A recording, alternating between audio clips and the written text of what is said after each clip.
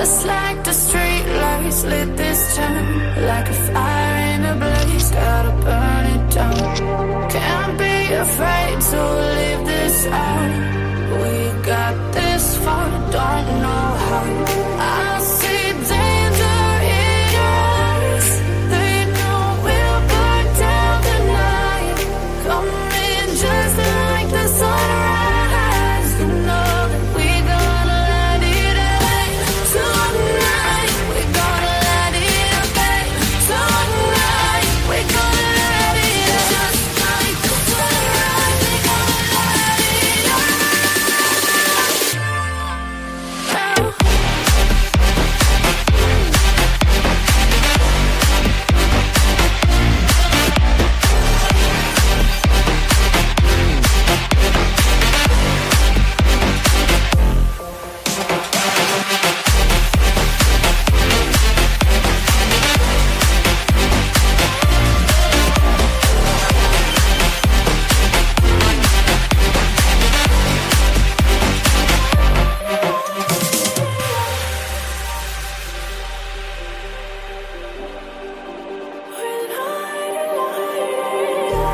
Just like a spark that's breaking out.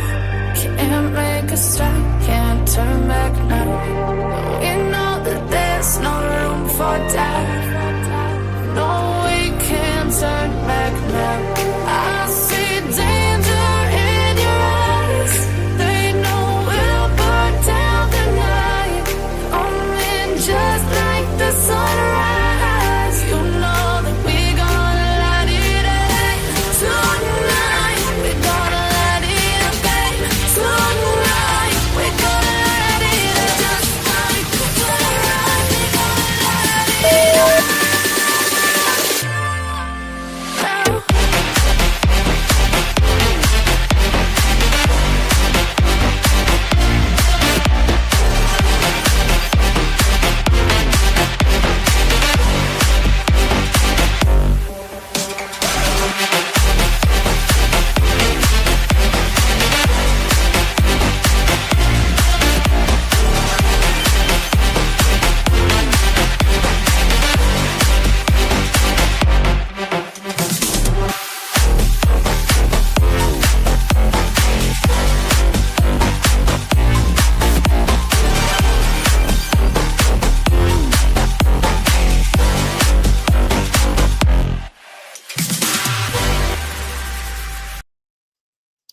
Well, hello, welcome in everybody. I'm trying to get my iPad to work so that we could get the chat over here. But welcome in everybody. Welcome in, welcome in. I don't know what's going on with this thing. This iPad's way newer than mine in the other room. Shouldn't be having any problems, but when I go to the live, okay. So when I go to my live tab, I don't know if you can see this, but it says right here, streamed an hour ago, 18 views. And it won't let me, it won't let me go in. Is anybody else having problems coming into the live? Very weird. Remember, I did this the other night, so I don't know. I'm not going to mess with it. I just like to have the chat like here so I can see you guys a little better, but I'm going to put it on the second monitor. So either way, it'll be fine. So all I have to do is just pop out the chat. There you are. There you are. Just going to be in my way of my notes, but that's okay. We don't need those notes. We don't need them anyway. Oh, let me get back over to the chat. Welcome in, everyone. And we'll try this one more time, and then I won't give up. It's very weird that it doesn't say yeah, I don't know. Now it says 19 views. Who knows? Who knows?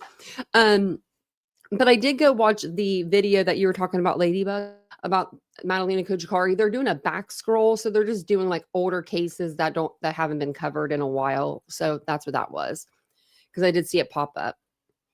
I couldn't help it. I had to go look. Okay, fix the fan. Tell me if that fan's too loud too. I feel like it's kind of loud. Hey, Ashley. Hey, Dawn. Welcome in. Welcome in. It's good to see everybody. Hey, Kitsy Cats. Hey, Laura. We're going to do some reading tonight. Hey, Granger. I think so too. I think she was a little bit out of his league. Hey, Crime Kitty.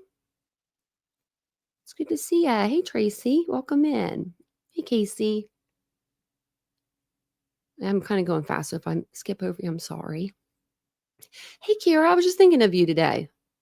It's like I haven't seen you in a while.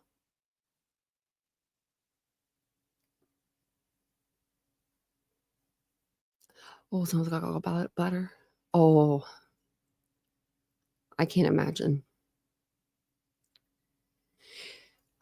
That's, man. Poor Boo. Hey, Ace. Just got the notification? Oh, well, welcome in. I'll just go ahead and I'll give it a couple seconds to get everybody to come in here then. It's good to see you guys. Hey, Lenora. Hey, King.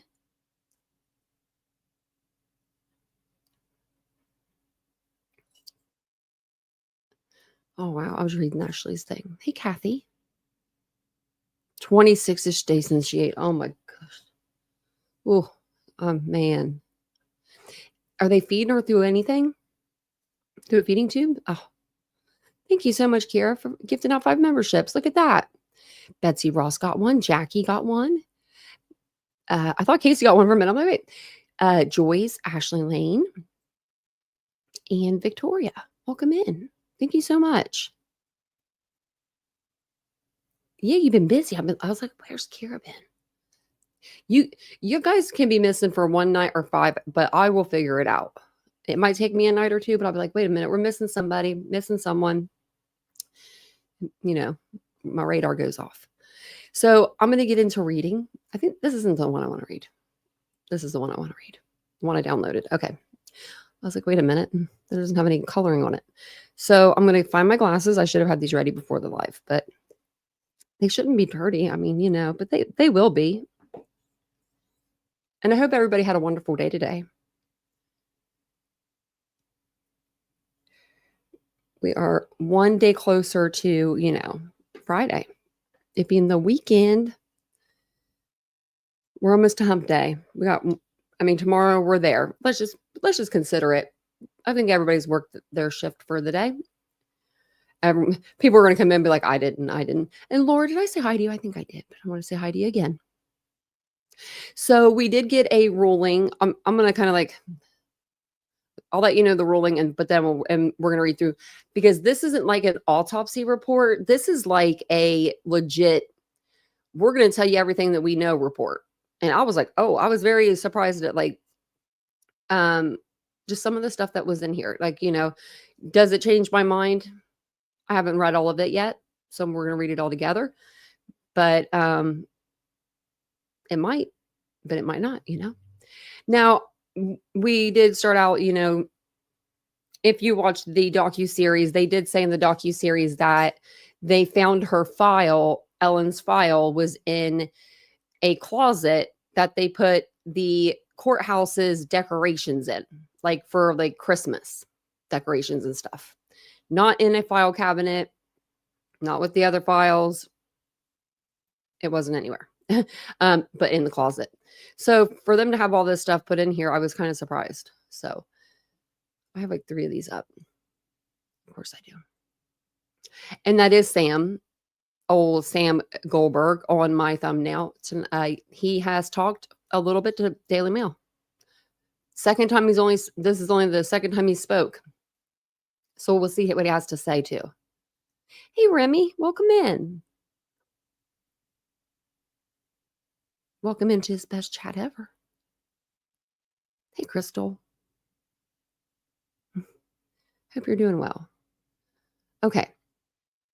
It is 32 pages. I don't know if we'll get through all 32 tonight because my eyes are a little, on fire. I get up again early, but your girl did Pilates this morning at 8:15 this morning, and I am proud of myself. So I'm very proud of myself. And then I had a bunch of appointments.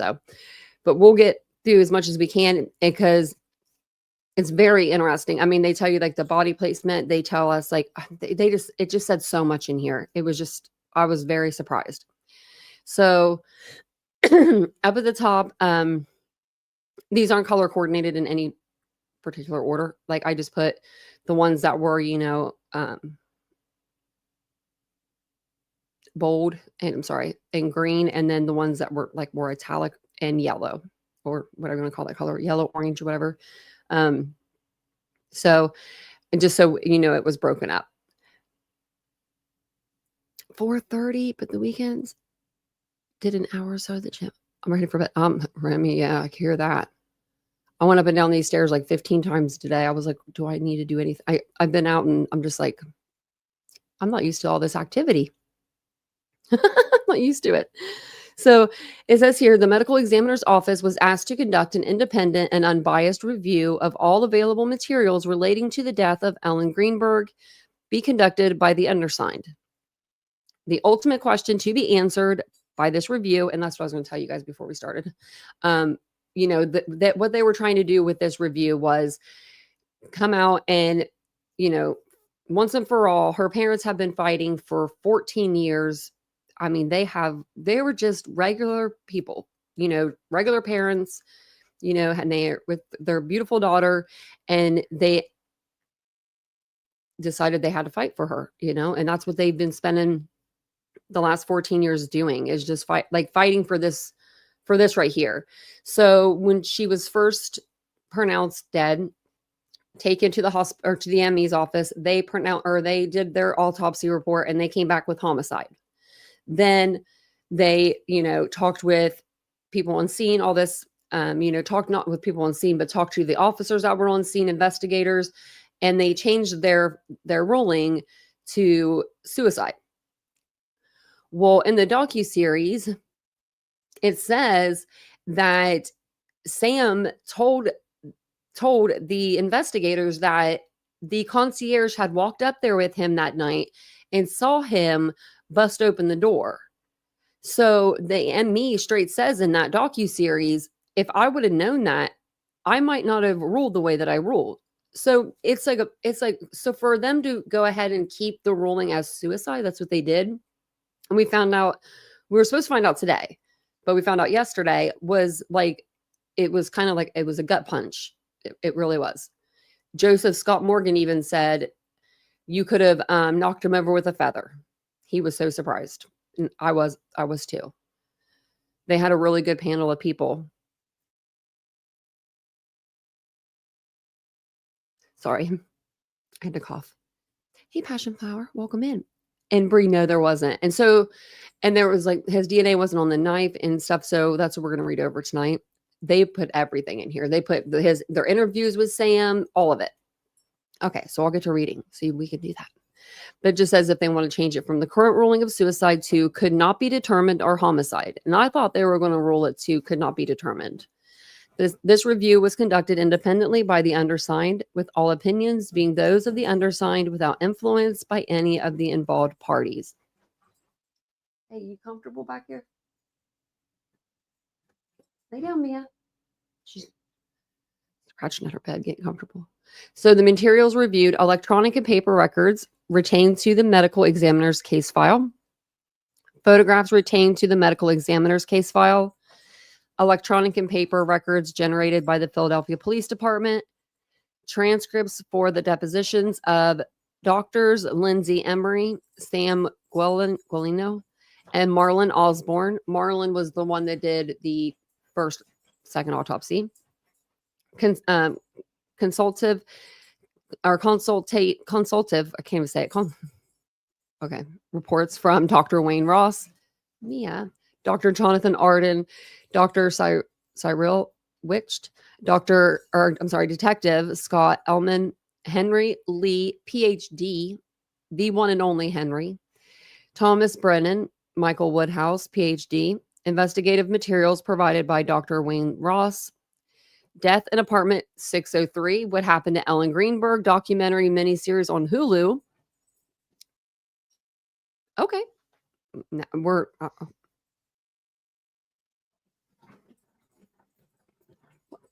the other dog's doing it. Oh my God. Actually, she not. Now the other dog's starting to do it. What's going on here? Yeah. And if you think about the cleanup, Sam really didn't clean up any of the actual crime scene as much as they took the computer and the phone out. But they did have the cleaners come in, but it was the apartment complex. That's who she's the one who called. She called her manager and was like, what do I do? Sam and his uncle are coming over. I don't want them to have to see this. And they were like, yeah, clean it. And that's when they had crime scene cleaners come in. Yeah. And his clothes. I mean, I know that people be looking crazy when they go to the gym, but he looked like he had just rolled out of bed, or like, I don't know, his hair looked disheveled and stuff. He didn't look like he had, I don't know. Maybe he was ready for the gym. Maybe people are just bougie over here. They are. Is that we're good now? We're good. Okay, we're good. We're good back here. Sorry about that. So the initial reported death on Wednesday, 1/26/2011 at approximately 7:30 p.m., the death of Ellen Greenberg was reported to the Philadelphia Medical Examiner's Office, subsequently referred to as MEO. The initial report circumstances were that the decedent's fiance forced entry into their shared apartment to find Ellen with a knife in her chest. She was pronounced dead at the scene by medics at 6:40 p.m. on 1/26/2011. So the MEO scene investigation is what they start off with. The initial investigation of the death, well, they only had one chance. I mean, they only had the one day. The investigator from the MEO responded to the scene at 8:27 p.m. on 1/26. At the scene, the investigator spoke to the decedent's fiance and police. At this time, the fiance reported that he had left the apartment around 4:45 p.m. to use the apartment building's gym. When he returned to the apartment at approximately 5:15 to 5:30 p.m., the fiance found the apartment door secured from the inside. He attempted to reach Ellen via text, phone calls, and knocking on the door for approximately 1 hour before he forced entry into the apartment. There is conflicting information in the MEO records as to whether the fiance was accompanied by staff from the apartment's complex when he forced entry into the apartment. In the report of death investigation, written by the responding MEO investigator under the section labeled circumstances, the following description was provided. He, the fiance, proceeded to contact the decedent via text message, telephone calls, and emails for approximately an hour before he forced entry into the apartment. There is no indication in the circumstances report who provided this information about the entry to the apartment. Well, we can tell you right now, he said he was not allowed to leave his post, and he did not leave his post. He's only allowed to leave if there's officers there. There's surveillance. He did not go up there. I forget his name now, but what was his name? The gentleman that was in the docuseries.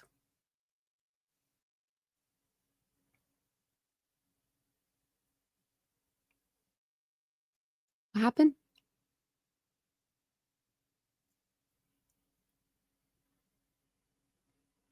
Oh, like who zipped up her sweatshirt? Well, then sorry, I didn't know my camera was off. Then the knife was like right to the side of her zipper. So her zipper's here, and then it was like to the side. But he was going to start CPR, it says in here, but he didn't because that's when he saw the knife. And that kind of makes sense with the 911 call. Because he says like something like, do I have to? And she says like, can you start CPR? And then that's when he's like, okay. And then he says, oh my God, there's a knife. I don't know. I don't know if I believe that. I don't know if there's oh my God, there's a knife. Like that just didn't sound like, it didn't really sound genuine to me, but everybody's kind of different. I mean, in that situation, I guess. But it says in a separate report written by the same MEO officer titled Investigation Report under the section labeled Background, the following description was provided. He, Goldberg, Sam, proceeded to try and contact the decedent via text message, telephone call, and email for approximately an hour before he forced entry into the apartment. An apartment security man was reportedly present during the entry. The MEO investigator noted that all information contained within the background section of this report was provided by the police at the scene and the fiancé. It is not documented in the case file who specifically reported that the entry to the apartment was witnessed by apartment staff. While there are no date/timestamps to verify which report was entered first, the investigation report containing the second excerpt includes details of interviews conducted after the autopsy was underway. The fiancé reported to the MEO investigator that he found Ellen unresponsive on the kitchen floor. He called 911 and was instructed to give CPR. When he began to render aid, the fiancé noticed the knife in Ellen's chest. At this point, he stopped rendering aid and awaited first responders. The scene of the death was a 6th-floor apartment. The apartment building was described as a gated community with a 24-hour concierge service. A severe snowstorm had impacted the region near the time of the death, which resulted in several inches of snow accumulation. The MEO investigator documented the scene photographically and with a narrative report and findings of which appear consistent with one another upon review by the undersigned. Ellen was found supine on the kitchen floor with her head and shoulders resting against the lower kitchen cabinets. At the scene, multiple stab wounds were visible in Ellen's chest and upper torso. A knife was lodged in her left chest. The knife lodged in the body appeared consistent with an overturned knife set found on the kitchen counter. Blood evidence appeared to be confined to the immediate vicinity of Ellen's body. Photographs of the scene show a patterned imprint in the blood on the floor near Ellen's right hand. The MEO investigator noted blood staining on the sole of Ellen's boot. It is the opinion of the undersigned that the pattern imprint in the blood appears consistent with the tread of Ellen's boot. There were no signs of a struggle in the apartment. No valuables were noted to be missing from the apartment. No suicide note was found at the scene. No defensive injuries were noted. The sink in the kitchen was dry and had no visible blood or tissue. 2 knives in the kitchen sink were similarly free of blood and tissue. The only sign of forced entry was the apartment door, where a door latch was incompletely detached from the door. Undisturbed snow was present on the apartment's patio. No alternative means of entering the apartment were identified. Bottles for alprazolam, clozapam, and zolpidem prescribed for the decedent were recovered from a bedside table, and that's Xanax, clozapam, and sleep aid is, I can't remember which one is it. It's the one that everyone was prescribed, I feel like, at one time. I can't think of the last one. I had it and I forgot it, but it's a sleep aid. Ambien. Thank you, Casey. I knew one of you guys would tell me. Thanks, Ashley. Ambien, yeah. I never was on Ambien, but I had a friend that was on it, and she's like, I can't take that. So the decedent's cell phone was found in the apartment bathroom. The last outgoing call was made at 2:33 p.m. on 1/26 and lasted approximately 30 seconds. The last outgoing text message was sent at 3:47 p.m. on 1/26. There were multiple missed calls and incoming texts from Mr. Goldberg between 5:30 and 5:54 p.m. on 1/26. There were also missed calls from the apartment building's front desk between 6:07 and 6:10. So the first police interview of Ellen's fiance. Police transported the fiancé to the Northwest Detectives Division for an interview on that day. During this interview, the fiancé said that Ellen was already home when he arrived home around 1:30 that day. While at home, Ellen was upset about her job and indicated she wanted to quit. The fiancé noted that Ellen had been stressed over work for a couple of weeks leading up to that day. After offering some encouragement to his fiancée, he said he left the apartment around 4:45 p.m. to use the apartment building's gym. When he left, Ellen was reportedly in the apartment grading papers. We were always told she was making a salad at the sink.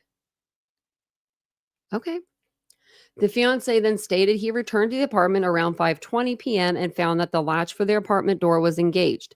He reported calling and texting Ellen without a response. The fiance said he then went back down to the apartment building lobby to talk to the building concierge and see if a maintenance worker was available to help with the door. He said he then proceeded back to his apartment and tried calling Ellen again and again with no response. The fiance stated he forced entry into the apartment at 6:29 p.m. Of note, during this police interview, he did not claim to be accompanied by apartment building staff when he forced entry, nor was he specifically asked by police if his entry into the apartment was witnessed or not. When he saw Ellen on the kitchen floor, his fiance said he called 911. So, okay, hold on. Okay. Because he calls 911 within like 2 minutes of like going upstairs. So he breaks in the door. He sees her. He calls 911, but he doesn't see the knife punching out of her chest and the blood everywhere. Okay. I don't know. It's just okay. Where are we at? The 911 operator reportedly asked the fiance if he would be willing to provide CPR to Ellen if the operator guided him through it. The fiance said he agreed, but when he got close to Ellen, to start rendering aid, like he was far away from her to not even know what was going on with her, but he's going to call 911 first? That don't make no damn sense to me. Somebody make that make sense. And if you saw somebody, right, like your loved one on the floor, wouldn't you run up to them first?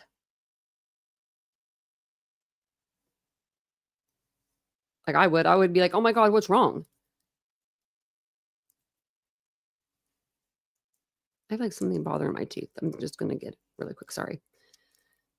I have to grab my toothpick. It's crazy because I just brushed my teeth right before the live. I'm anal about that crap.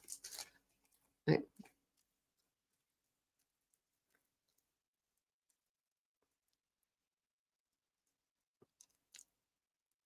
I'm just reading the chat. Yeah, but he knew like immediately to call. I mean, even, to call 911.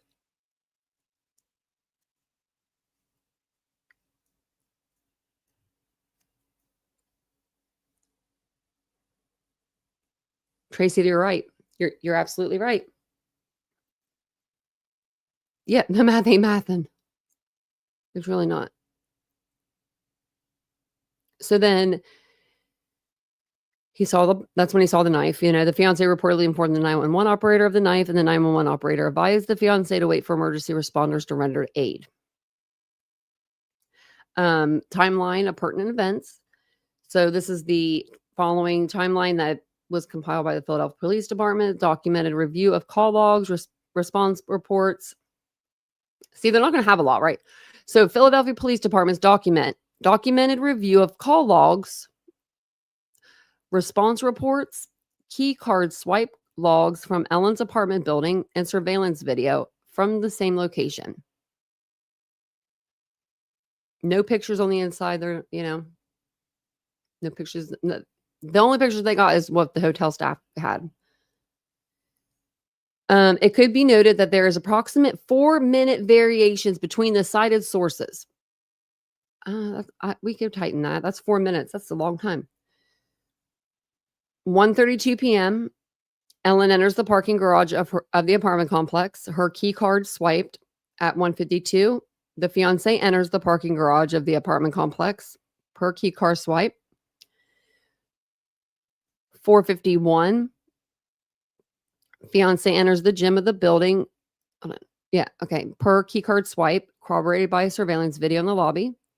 5:30, fiance on surveillance video leaving the gym and walking towards the concierge desk in the lobby of the apartment building. 5:31, fiance on surveillance video getting on a lobby elevator while reading mail. You're so upset and you want to get in your apartment and you're worried about your girlfriend, but you're looking at the mail. Okay, I mean, some of this stuff just doesn't make sense. I don't know. Well, he's just going to get the mail. You never know. Surveillance. So then 6:10, fiance on surveillance video leaving up the lobby area and walking towards the concierge desk.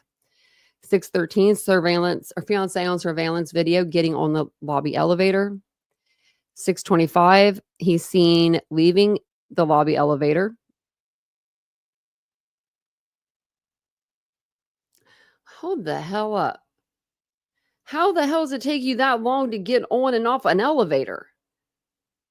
6:13 to 6:25. Is this just him getting on and off? Is that what they're saying? But that's not what they're saying.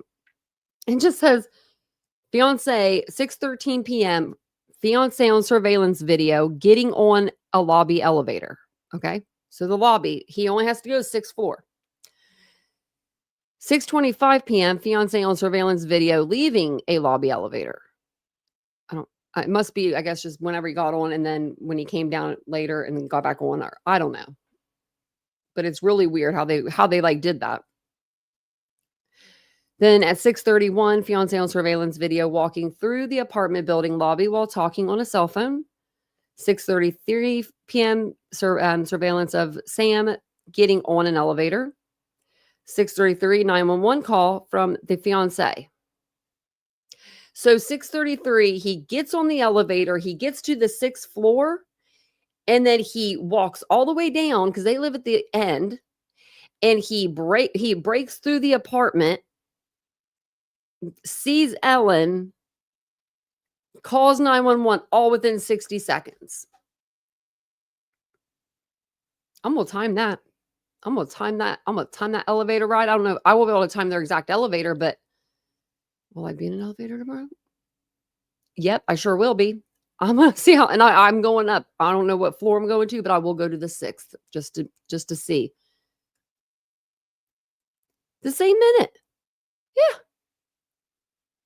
And Ellen's parents, I feel so bad for them. They're reading this. They're saying the same thing. 6:35, medics responded. 2 minutes. 6:37, officers from Philadelphia Police Department respond. 6:40, Ellen's pronounced dead at the scene. 6:42, fireman on surveillance video getting on lobby elevator. 6:45, police officer on surveillance video getting on lobby elevator. 6:47, medics on surveillance video getting on a lobby elevator. 8:15 p.m., detectives from the Philadelphia Police Department responded. 8:27, MEO investigator arrived at the scene. 9:20 p.m., homicide detective from the Philadelphia Police Department responded. 9:55 p.m., final documented assessment of the body at the scene made by MEO investigator. At 11:20 p.m., fiance arrived by police transport to the Northwest Detectives Division of the Philadelphia Police Department for questioning. And then they have some interviews. So the assigned MEO investigator interviewed Ellen's parents on 127 at 7:41 a.m. One parent reported last speaking to Ellen on 126 around 7 a.m. During that conversation, that would have been her mom, Ellen gave no indication that something was wrong. The parents went on to tell the investigator that Ellen had been dealing with anxiety issues for several weeks leading up to her death. The parents explained that Ellen seemed anxious, insecure, not sure of herself, and not liking how she felt. She was reportedly under the care of a psychiatrist for this. Ellen's parents stated that she was stressed by her work as a school teacher. They noted the day that of Ellen's death was the due date for submitting her grades. See, and I've always said, did she submit her grades? I want to know. Like, well, let's see if we find out, because that'll say a lot too. Like if she submitted her grades, I don't know. I guess it could mean either way, but I would feel like that would mean like she's gonna come back. Like, don't submit your grades, just because you're not going to be there. I don't know.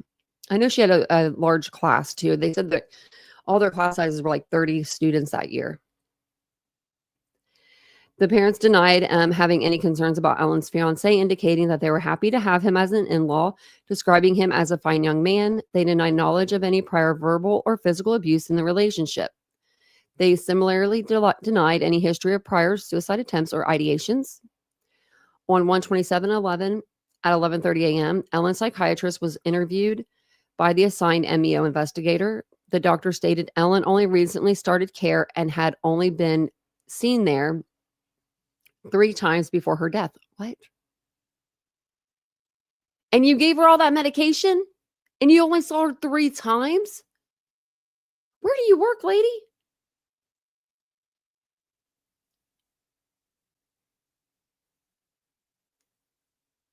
I am stunned. Oh my god, there's even more. She's got even more down here. Oh, okay, let's just see what she's got. Okay. Because this is anybody with that's has mental health problems would agree with me when I would say, has anybody ever gotten medicine like that in 3 days? I haven't. Not me. No. They're like, we're going to do some more testing. Are you sure you've been through enough? Hey, Doodlebug.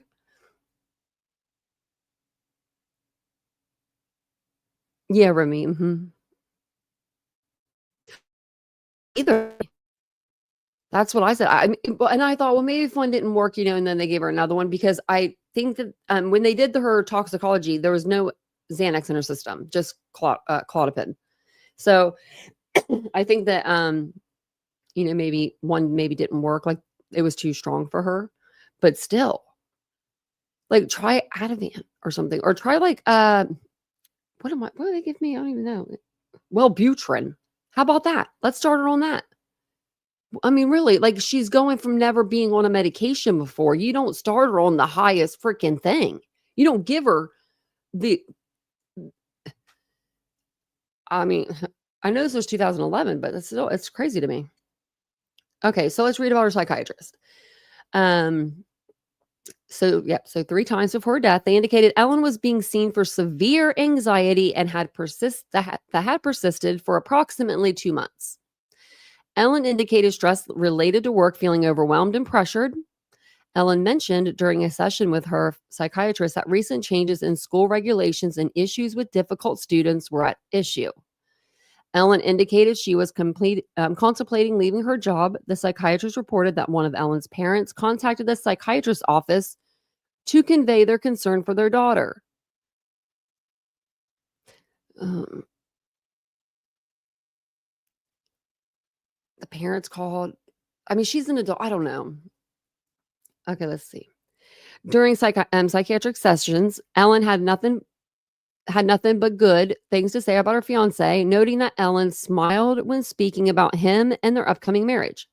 Ellen denied any verbal or physical abuse in the relationship when asked during her appointments. Ellen had originally been prescribed Zoloft for anxiety, but eventually switched to Xanax, and then Ambien and Klonopin to help her sleep.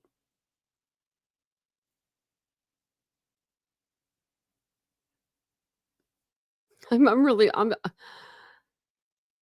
Hey, Kaylee. Hey, Sam.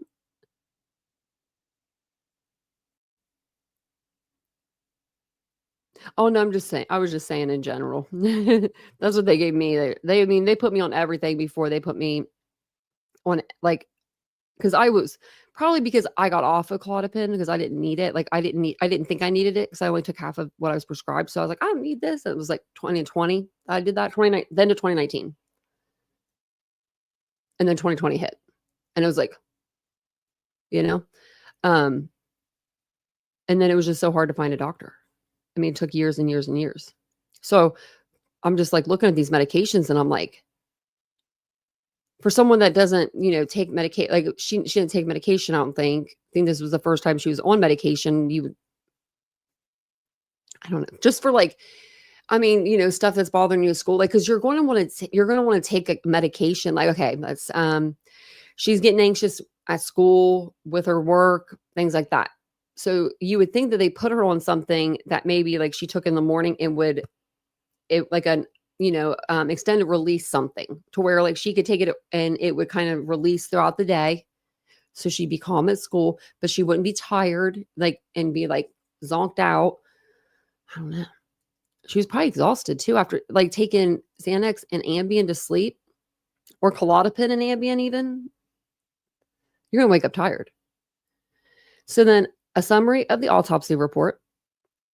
I'm so glad they did summary because you know me with words. The remains of Ellen Greenberg were examined at the MEO on 11/27 by Dr. Marlon Osborne, with the examination starting at approximately 9 a.m. Ellen weighed 136 pounds and measured 5'7" at the time of the autopsy. The final autopsy report was printed on 4/4/11 and signed by Dr. Osborne. The signature on the final autopsy report appeared to be the undersigned to match the signatures on both the original death certificate issued by Dr. Osborne on 1/27/2011 and the amended death certificate issued by Dr. Osborne on 4/4/2011. Dr. Osborne's autopsy report was notable for 20 stab and incised wounds. Oh, and you hold on to your seatbelts too, because it gets crazy. This is going to get crazy. I forgot about this until now. So 20 stab and incised wounds on Ellen's chest, abdomen, posterior scalp, and neck, which were arbitrarily designated wounds A through T. All of the wounds were described as having associated soft tissue hemorrhage. 8 of these stab wounds were on the chest and posterior neck, penetrating only 0.2 or 0.3 centimeters. Remember, we went through all of them. Less than an eighth deep, with only superficial soft tissue injured. 5 of these stab wounds were on the chest and posterior neck, penetrating 1.4 to 2.1 centimeters, between a half and a 7/8 deep, with no vital structures injured. 1 stab wound on the posterior neck penetrated 3 centimeters approximately, 1 3/16 deep, with no vital structure injured. The depth of penetration was not documented for the incised wound of the posterior right scalp. Don't know why, because that looked pretty deep. The 5 remaining stab wounds documented in the autopsy report are summarized by the undersigned as follows. Stab wound E, perforations of the aortic arch and the left lung. Depth of penetration, 10 centimeters. Associated hemopericardium, 120 milliliters. Left hemothorax, 600 milliliters. And right hemothorax, 500 milliliters. Serrated knife recovered from the wound. Stab wound H, perforation of the chest wall, penetration of the liver. Depth of penetration, 4 centimeters. Unspecified volume of associated intra-abdominal hemorrhage. Stab wound I, perforation of the abdominal wall, penetration of the mesentery. Depth of penetration, 6 centimeters. Associated intramesenteric hemorrhage. Unspecified volume of associated intra-abdominal hemorrhage. Stab wound N, perforations of dura at skull base and intracranial blood vessels overlying the cerebellum. Stab wound T, perforations of the posterior neck muscles and dura of the spine between the 2nd and 3rd cervical vertebrae. Depth of penetration, 7 centimeters. Associated focal epidural hemorrhage of the spinal canal. In the autopsy report, the cervical spinal cord was described as bulging near the defect of the cervical spine dura. Per the report, this segment of spinal cord was submitted by Dr. Lucy Rourke, a neuropathologist practicing at the Children's Hospital of Philadelphia, for examination. Seemingly contradictory statements about the outcome of that examination were included in the autopsy report. So we don't like to hear contradictory. On the findings and opinions page of the report, Dr. Osborne wrote, the spinal cord injury was evaluated grossly by neuropathology. It was concluded that the injury to the spinal cord would not have incapacitated the decedent. Therefore, the decedent would be able to inflict the subsequent stab wounds to her body.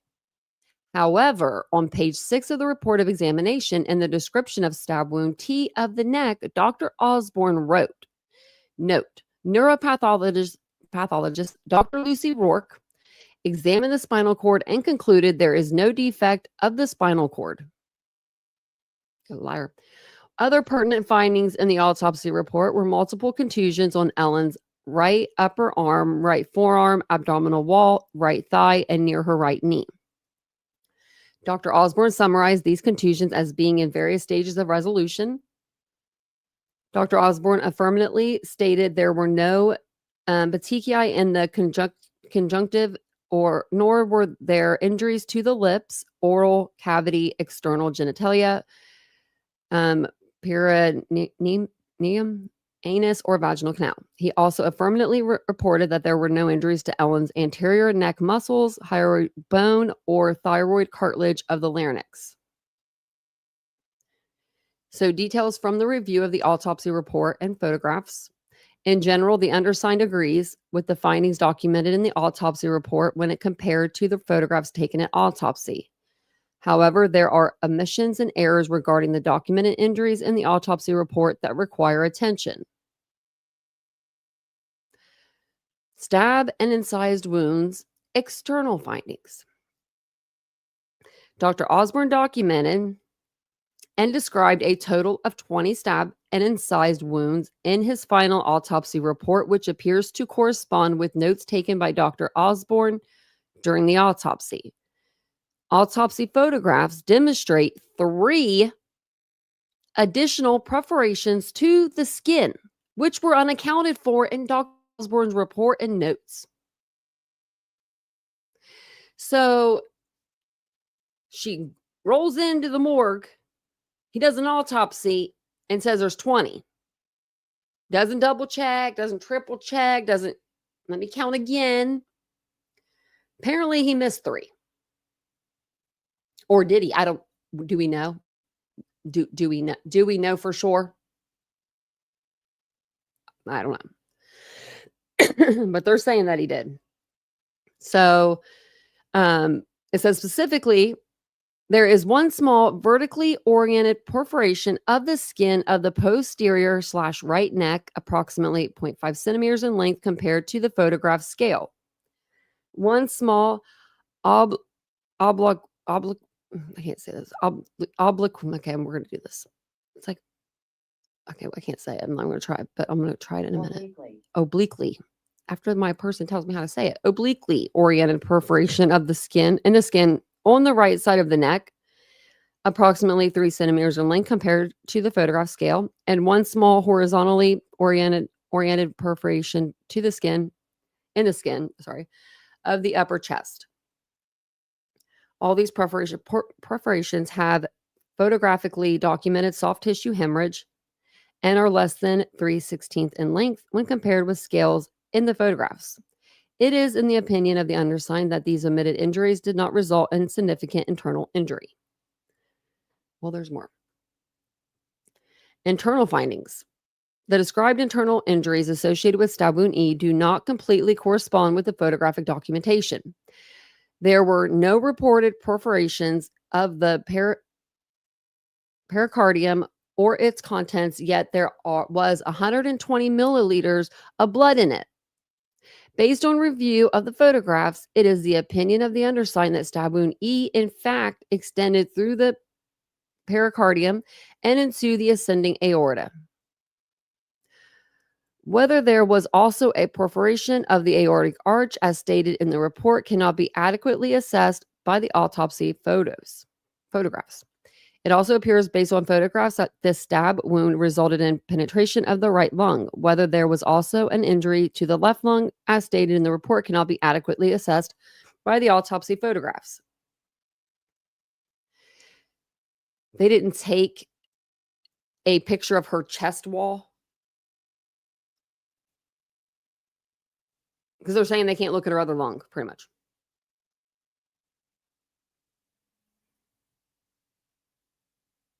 That's crazy to me.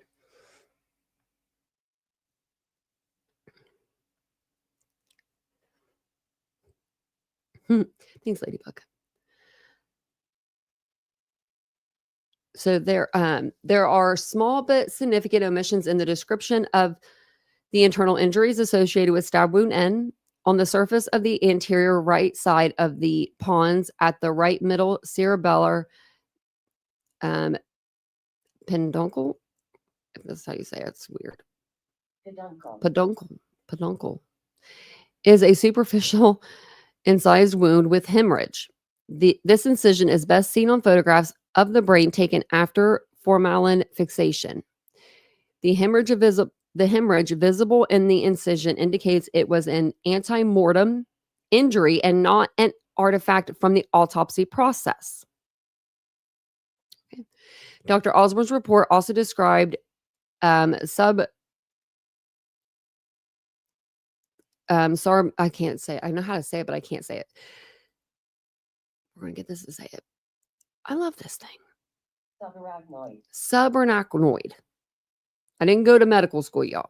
Hemorrhage on the cerebellum vermis and right cerebellum hemisphere, which corresponds with autopsy photographs. However, these photos also show that same hemorrhage on the left cerebellum hemisphere near the, I think I read that again. Sorry. On the inferior aspect of the right temporal lobe of the brain near the foramen magnum and on the anterior / right sides of the pons and medulla. These areas of that can't say the word hemorrhage, were visible in photographs of the brain, both at the time of the autopsy and after formalin fixation. Okay. So blunt impact, sorry, blunt impact injuries. External findings. Dr. Osborne's autopsy report described a total of 11 contusions on the right upper arm, 1 right forearm, 3 right lower abdomen, 1 and right thigh, and all on the right thigh 6. Sorry. There is also no description in the autopsy report to indicate which of these contusions Dr. Osborne believed to be resolving. It is in the opinion of the undersigned that the described contusion of the right upper arm and some of the contusions of the right forearm and thigh were resolving. I could tell you if you give me the picture. We can all see it. We've seen it. The ones on her arms and stuff. The remaining documented contusions of the right forearm, abdomen, and thigh appear to be more recent. After review of the photographs, the undersigned identified the following contusions, which were all omitted from the autopsy report. These injuries have been subdivided into these documented in Dr. Osborne's autopsy notes and those that were completely undocumented. The commentary on the color and shape of these contusions is that the undersigned, they're going to test about all the contusions. I'm going to grab my drink really quick.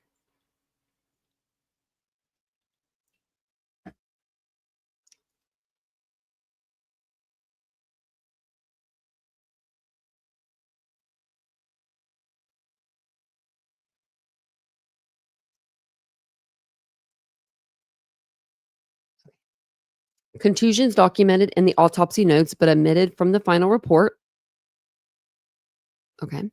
2 round faint brown contusions right mid buttock. Okay.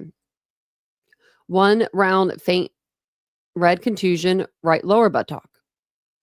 I would say that's when she fell on the floor. 1 round faint brown contusion right upper shin. 2 round faint blue contusions anterior mid forearm. 1 round red / purple contusion anterior / distal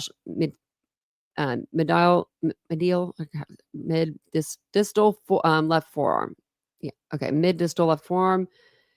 1 round faint red / brown contusion anterior left thigh. 3 round faint red blood contusions left upper shin. So then contusions omitted from both the autopsy notes and the final report. 1 irregularly shaped faint red contusion, superior left forearm near the hairline. 1 very small round faint blue purple contusion, right side of the neck below the level of the previously described stab wounds on the right neck.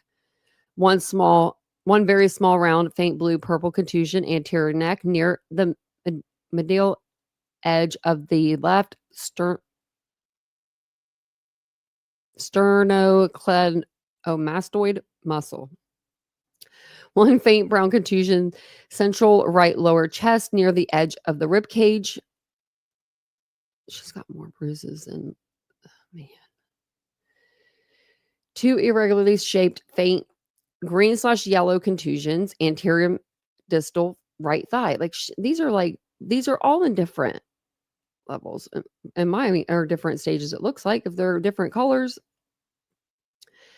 1 round faint green-yellow contusion, lateral right hip, slightly below and posterior to the contusion of the abdomen wall described in the autopsy report. 1 round faint red/brown contusion, right thigh near knee, and then right or left thigh near knee. So then blunt impact injuries, and these are the internal findings. So there was also internal findings of blunt impact, which were not described in Dr. Osborne's report. Autopsy photographs of the interior neck dissection show 2 discrete areas of hemorrhage in the right sternothyroid muscle at the level of the thyroid gland. It should be noted that depending on the orientation of the body when these injuries occurred, they may correspond to the surface contusion on the anterior neck described above. So then a summary of the events from 1/27/11, so the day after, well, the day of the autopsy, to February 25th, 2011.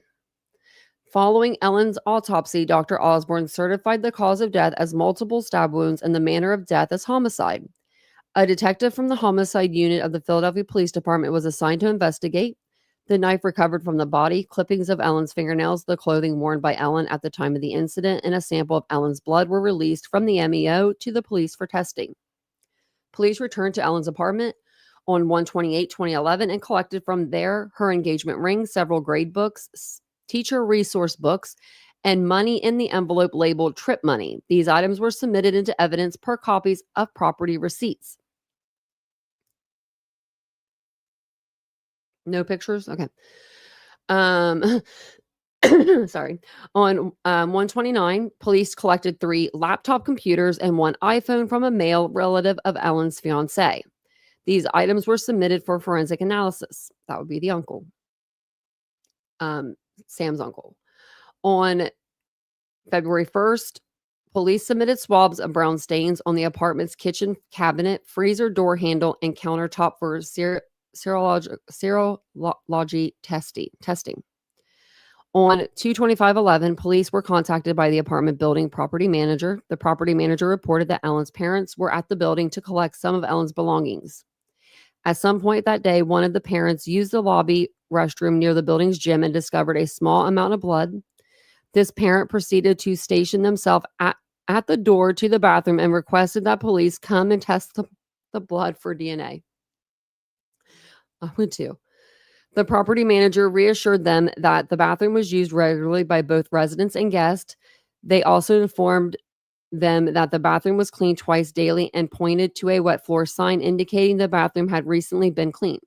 Officers from the police crime scene unit responded, photographed the area, and sampled the blood for testing. A summary of police interviews. So police interviews of the apartment building concierge on 1/28/2011. The concierge reported to the police that Ellen's fiance came to the front desk sometime between 6 and 7 on 1/26/2011. At that time, the fiance reportedly indicated that he was locked out of his apartment. The concierge described the fiance as appearing agitated and sweaty during his trip to the front desk. Due to their position at the desk, the concierge reported they could only see the fiance's blue t-shirt and short pants. Although the concierge offered a master key to unlock the apartment door, the fiancé reportedly declined the offer, saying the door was locked from the inside. The concierge reportedly instructed the fiancé to return to the 6th floor and call out to Ellen while the concierge attempted to call her from the front desk. The fiancé reportedly left the lobby and went towards the elevators. During one of the concierge's multiple attempts to call Ellen, her fiancé reportedly returned to the front desk. According to the concierge, the fiancé appeared a little more agitated than he had at the first visit to the front desk. When the fiancé was informed that there was no tool to open the door latch from the outside, he reportedly requested to speak to the building's maintenance supervisor. The concierge reportedly dialed the maintenance supervisor and gave the phone to Ellen's fiancé. After that phone call, the fiance reportedly left the front desk again. Shortly after the fiance left the front desk the second time, firefighters reportedly arrived at the building. He wasn't waiting, I guess. The concierge reportedly escorted the firefighters to the elevator and then returned to the front desk until summoned to the 6th floor to speak to the police. When they went to speak with the police on the 6th floor, the concierge described Ellen's fiance as sitting in the hallway and that he was clearly upset. When asked by police about Ellen's relationship with her fiance, the concierge described Ellen as being very excited about a package that was arriving, reportedly the wedding invitations. That's sad.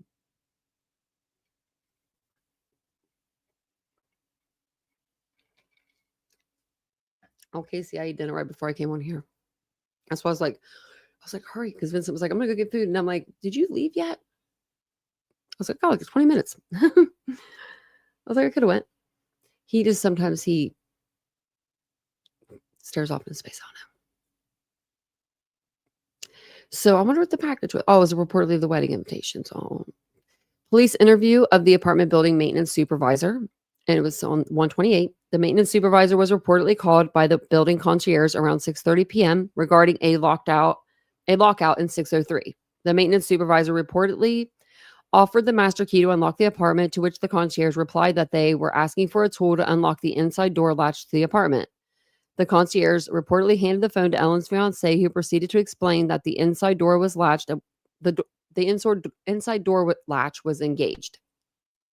He reportedly went on to say that he had tried calling Ellen's name and pounding on the door without getting a response. The maintenance supervisor reported that the fiancé indicated he was getting worried about Ellen and had asked permission to kick the door down. The maintenance supervisor reportedly replied that kicking wasn't necessary and that the fiancé should shoulder the door open. The maintenance supervisor reportedly told Ellen's fiancé not to worry about the latch, implying consent to shoulder the door open. The maintenance supervisor described Ellen's fiancé as sounding concerned about his fiancé during their discussion. When asked about Ellen's relationship with her fiancé, the maintenance supervisor said they lived like a very happy couple. And then police interview of the apartment building property manager, 128. The property manager was reportedly notified by the building concierge of an emergency in Unit 603. They reported the notification happening sometime between 6:30 and 6:45 on 126. At this point, the concierge reportedly returned to the front desk and the property manager went to the elevators. At the elevators, the property manager reportedly encountered 2 police officers whom they escorted to the 6th floor. On the 6th floor, the property manager reportedly saw Ellen's fiancé sitting in the hallway with other emergency personnel. When a medic exited Unit 603, they reportedly informed the fiancé of Ellen's death. After this notification, the property manager reportedly helped Ellen's fiancé call his family while staying in the hallway with him and the police officers. The property manager reportedly noted that Ellen's fiancé was wearing sneakers while sitting in the hallway. The property manager reportedly overheard Ellen's fiancé tell police that Ellen was stressed about work. When police asked him why Ellen would latch the door when he went to use the gym, Ellen's fiancé reportedly responded, "I don't know." Eventually, several members of the fiancé's family reportedly arrived at the building. I'm going to zoom in a little bit more. Okay, that's a little better. It says, the property manager reportedly noted that Ellen's fiancé was wearing, right over the part, sorry. Down here. Eventually, several members of the fiancé's family reportedly arrived at the apartment building. At this point, the property manager reportedly left the 6th floor and met the family members downstairs, keeping them downstairs while awaiting word from the police. When the property manager asked police if the fiancé's family was allowed to go upstairs to see him, police reportedly responded that no family was permitted upstairs. The property manager then reportedly requested that an officer come downstairs to answer the family's questions. The property manager then reportedly escorted police to several apartments on the 6th floor so that police could interview the neighbors. At approximately 10:30 p.m., everyone, including Ellen's fiancé, reportedly left the 6th floor except for one police officer who guarded the door to Unit 603. The fiancé was reportedly witnessed getting into a police vehicle and leaving the premises with his family following. More police officers reportedly arrived at the apartment building sometime between 2 and 2:30 a.m. to remove Ellen's body and lock the apartment door behind them. On the morning of 1/27/2011, The property manager reportedly asked police if they could enter the apartment, which police advised against due to the nature of the scene. The property manager then reportedly requested permission from the police to hire professionals to clean the apartment, which was granted. Police interview of the sixth floor neighbor, referred to as neighbor A, on 128.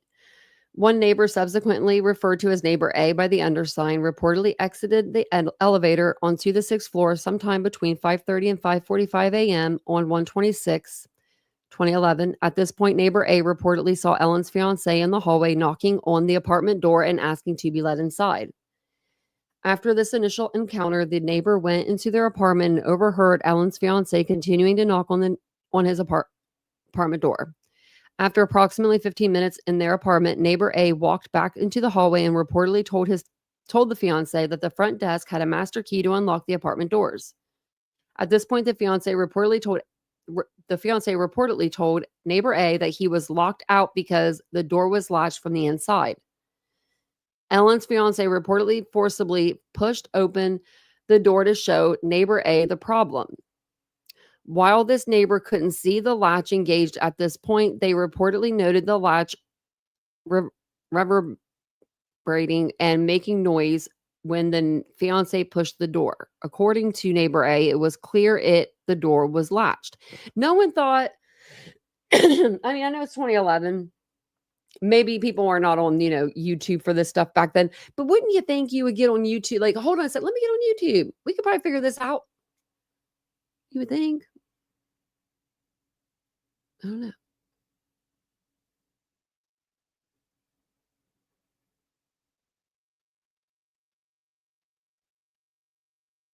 Hey, Aries. Of the Fire Nation. Oh, if you guys don't mind, I forgot to ask this in the beginning of the live. If you guys don't mind, will you hit the like button for me? That really helps me out. I can't even see the chat. I can see the chat, but I can't even I don't know. It's so weird. This is so strange to me. I never did try it again, but I can't have this. Look how extended the live will be over. It's so weird.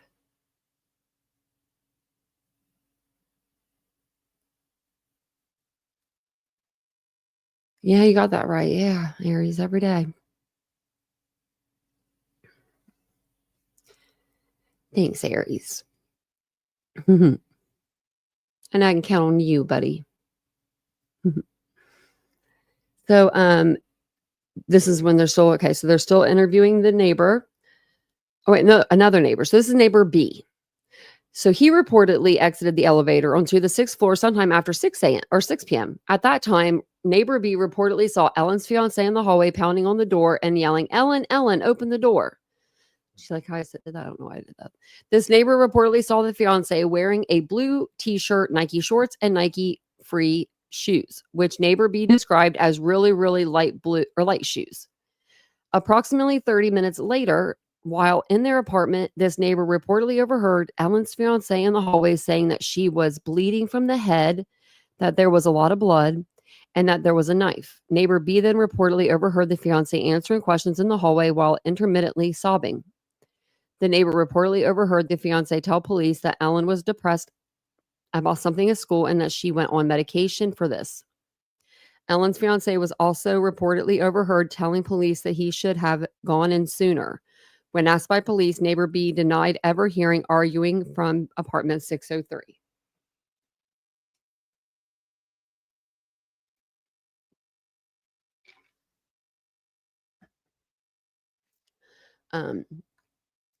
So police interview of Ellen's psychiatrist. So Ellen's psychiatrist reported that she only had 3 sessions with Ellen prior to her death. The psychiatrist indicated that Ellen talked about issues related to her being a teacher. According to the psychiatrist, when Ellen spoke of her fiancé during their sessions, that was when she appeared to be the happiest. You know what I think we're going to do? I think we're going to read half this tonight and then half this tomorrow because I have an afternoon hour. I don't have to do anything. Maybe we'll do that. My eyes are getting a little tired. I don't know why they're tonight. But so then police interview of Ellen's friends. Police interviewed 3 of Ellen's friends during their investigation. All 3 friends described Ellen as being stressed, anxious, and or depressed about her work as a school teacher. The 3 friends offered different time intervals for when Ellen developed these anxiety/stress, varying from the whole year to 3 to 4 months before the incident to December of 2010. 2 of these friends mentioned Ellen was specifically worried about her students' grades, with the third friend only mentioning Ellen's displeasure over recent unspecified rule changes at Ellen's school. One friend indicated that Ellen's grades were due the week of the incident. The only stressor identified by these interviewed friends was Ellen's work. All 3 friends reported Ellen as being deeply unhappy with her job, saying things like she didn't know if she could do this anymore.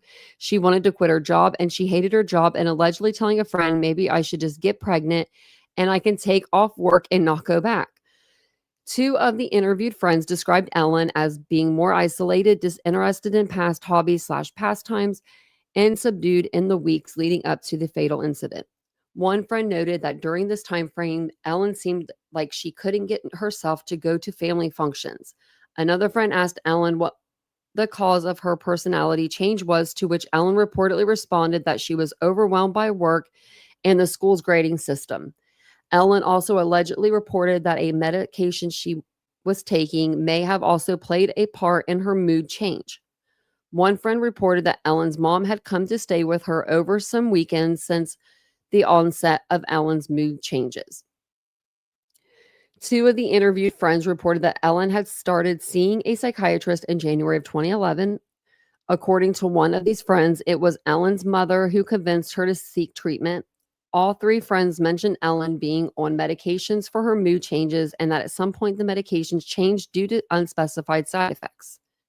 None of the 3 interviewed friends expressed concerns about Ellen's fiance. One friend described the couple as having a wonderful relationship. Another friend said Ellen loved her fiance to pieces. The third friend described Ellen's fiance as a great guy. So then police interviewed medic 25/2011.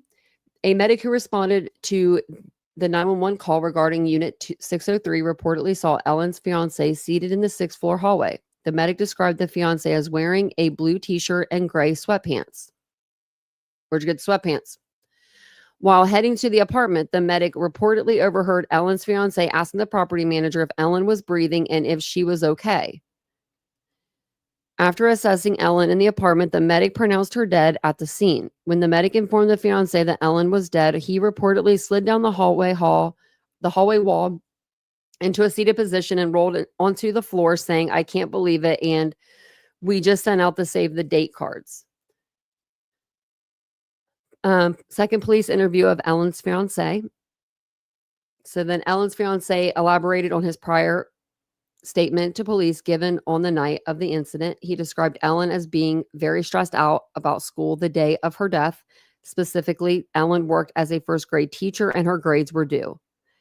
He stated Ellen was trying to work on the day of the incident, but seemed unable to concentrate. He described Ellen as seeming to have lost confidence in her teaching abilities in the beginning of the 2010 school year, and that this caused her work to take over her life.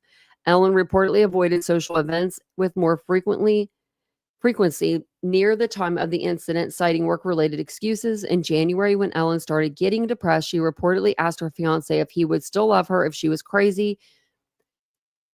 He reportedly assured Ellen that love was unconditional. At some point, Ellen also reportedly told her fiance that she just wanted to feel like her old self again. I say that once a day. Don't mean I'm going to off myself. Ellen was reportedly under the care of a psychiatrist for this work-related stress. Ellen was initially prescribed Zoloft and Ambien at first, but reportedly stopped taking the Zoloft at some point because she said it made her feel lackadaisical, I think that's how you say it, and zombie-like. Ellen was then reportedly switched to Xanax.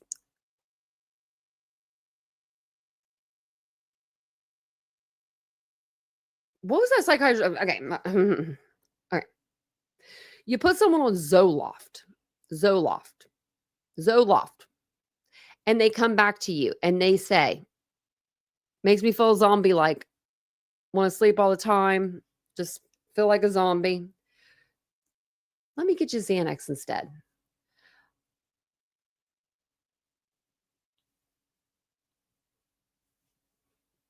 This does not add up.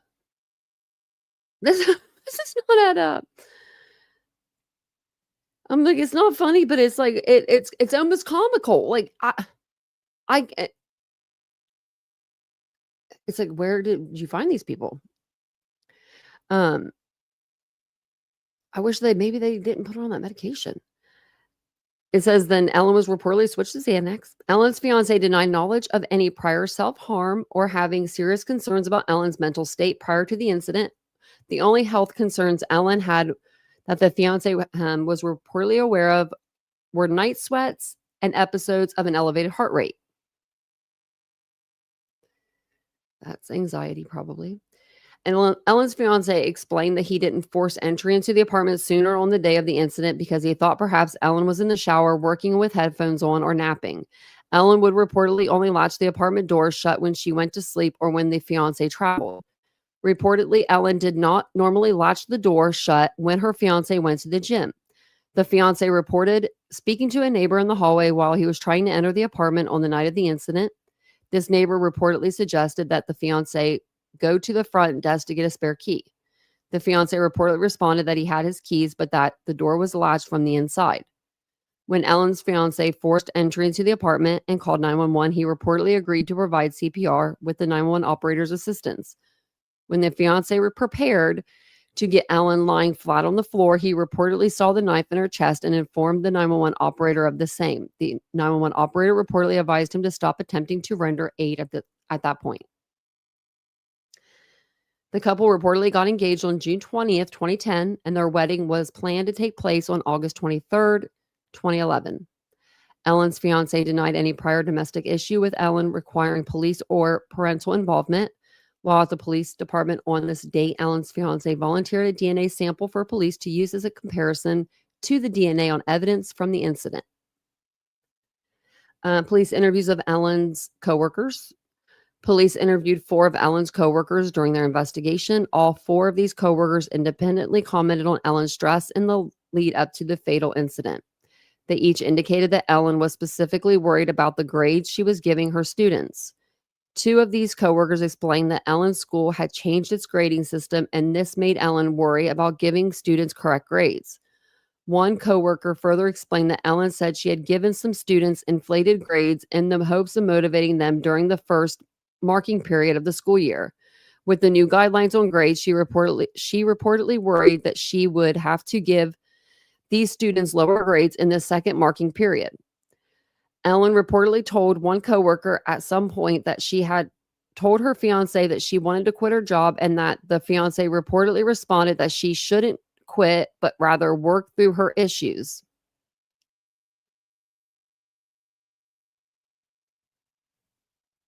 That's sad.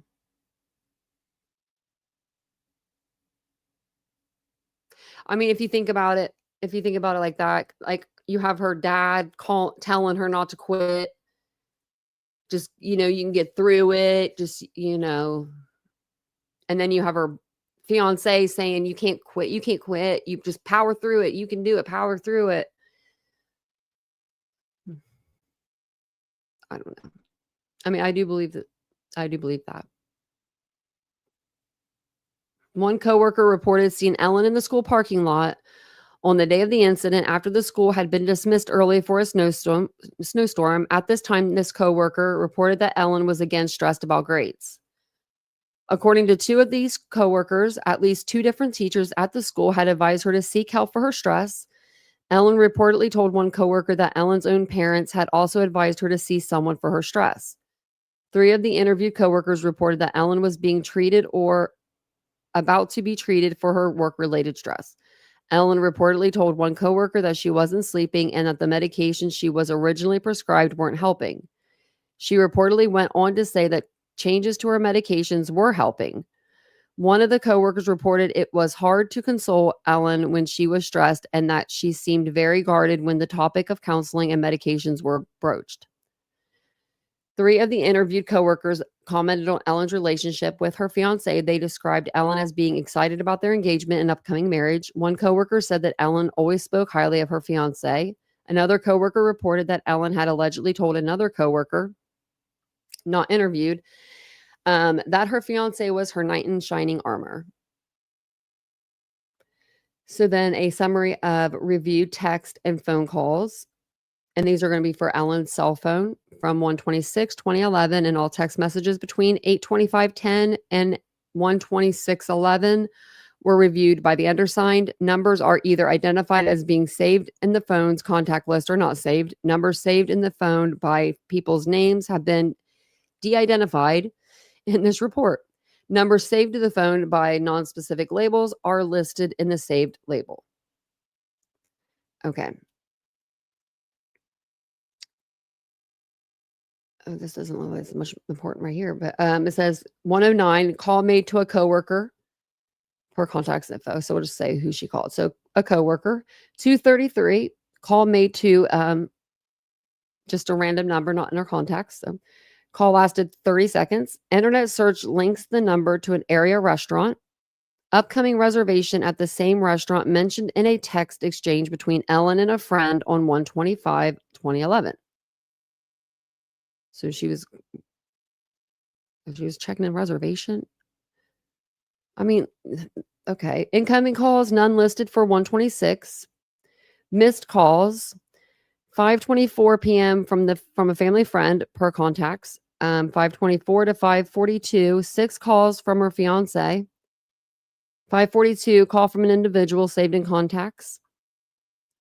5:47 to 6:03, 7 calls from fiance. 6:07 to 6:10, 4 calls from front desk. 6:11 to 6:13, 2 calls from fiance. 6:21, call from the front desk. 6:25, call from the fiance. All text messages from Ellen's cell phone from 8:25 to 1:26:11, or wait, 8:25:10, 2010 to 1:26:11 were reviewed by the undersigned and were summarized by topic in this section of the report. Relationship with her fiance. Ellen appeared to be in a loving relationship with her fiance based on the text messages from her phone. I'd like to see those. I mean, a reoccurring theme from the text messages was that Ellen was often separated from her fiance due to the nature of his work. There were no messages in which Ellen mentioned hostility or mistreatment by her fiance. Ellen never expressed fear of her fiance, nor did any of her contacts. Mental state and health. There were references in the text message history dating back to September 23rd, 2010 of Ellen being anxious or stressed for unspecified reasons. Related to this anxiety was insomnia, which was severe enough to become a topic of conversation with several of Ellen's family members and friends in her text messages. No mentions of injuries, physical handicaps, or medical conditions aside from psychiatric issues were identified in Ellen's text messages. Work based on the text message history, Ellen appeared to be stressed by her work as a teacher, with mentions of this as early as 10/7/2010. Multiple times in the messages, Ellen indicated a desire to quit her job. There were multiple references in the text messages regarding her anxiety about grades that were due to be submitted to the school administrators on the night of her death. Okay. Other potential stressors. Based on the text history, Ellen was planning her upcoming wedding. In addition to her regular work at school, she had been attending a class or continuing education course in the evenings. The start and end dates for this course could not be identified in the text messages. Messages on 1/26. Do you think that if she did do this, right? I'll play devil's advocate for a minute, 'cause I don't think I think that someone did this. But if she did do this, do you think that she was, because Sam says when he leaves the apartment, she's sitting there and she's like grading papers or something, he said, right? So, or she's doing some sort of schoolwork. So what if she was grading papers and she's like getting anxious, instead of getting up maybe and going into her room or whatever, getting her medicine, maybe she's getting anxious and she's thinking of Sam saying, you can't quit, just push through. And, her dad saying, don't quit, just wait a little longer. And then if you want to quit, or, maybe we'll quit then, or maybe these people are, just these things are in her head, and maybe what if that is like, I'm not saying that this is anyone's fault other than the person that I think that did this to her. But I'm just trying to think of some with like the mental health part of it. Like, because you can really get inside your own head if you have anxiety. Now, to go from no prior attempts to stabbing yourself, they're saying 23 times now. That's a bit much. I just don't know. Let's see what this is. Okay, other potential stressors. So let's see what they say. Based on the text history, Ellen was planning her upcoming wedding. In addition to her regular work at school, she had been attending a class or continuing education course in the evenings. Oh, yeah, I already read that. Sorry. Messages on 126. So the following is about the last exchange of messages from Ellen's phone. Okay. So it's exchanged with a person and per contacts and phone. So it's just, we don't know who it is. But at 1:51 p.m., this person says, so sick, it's been miserable. Ellen says, oh no.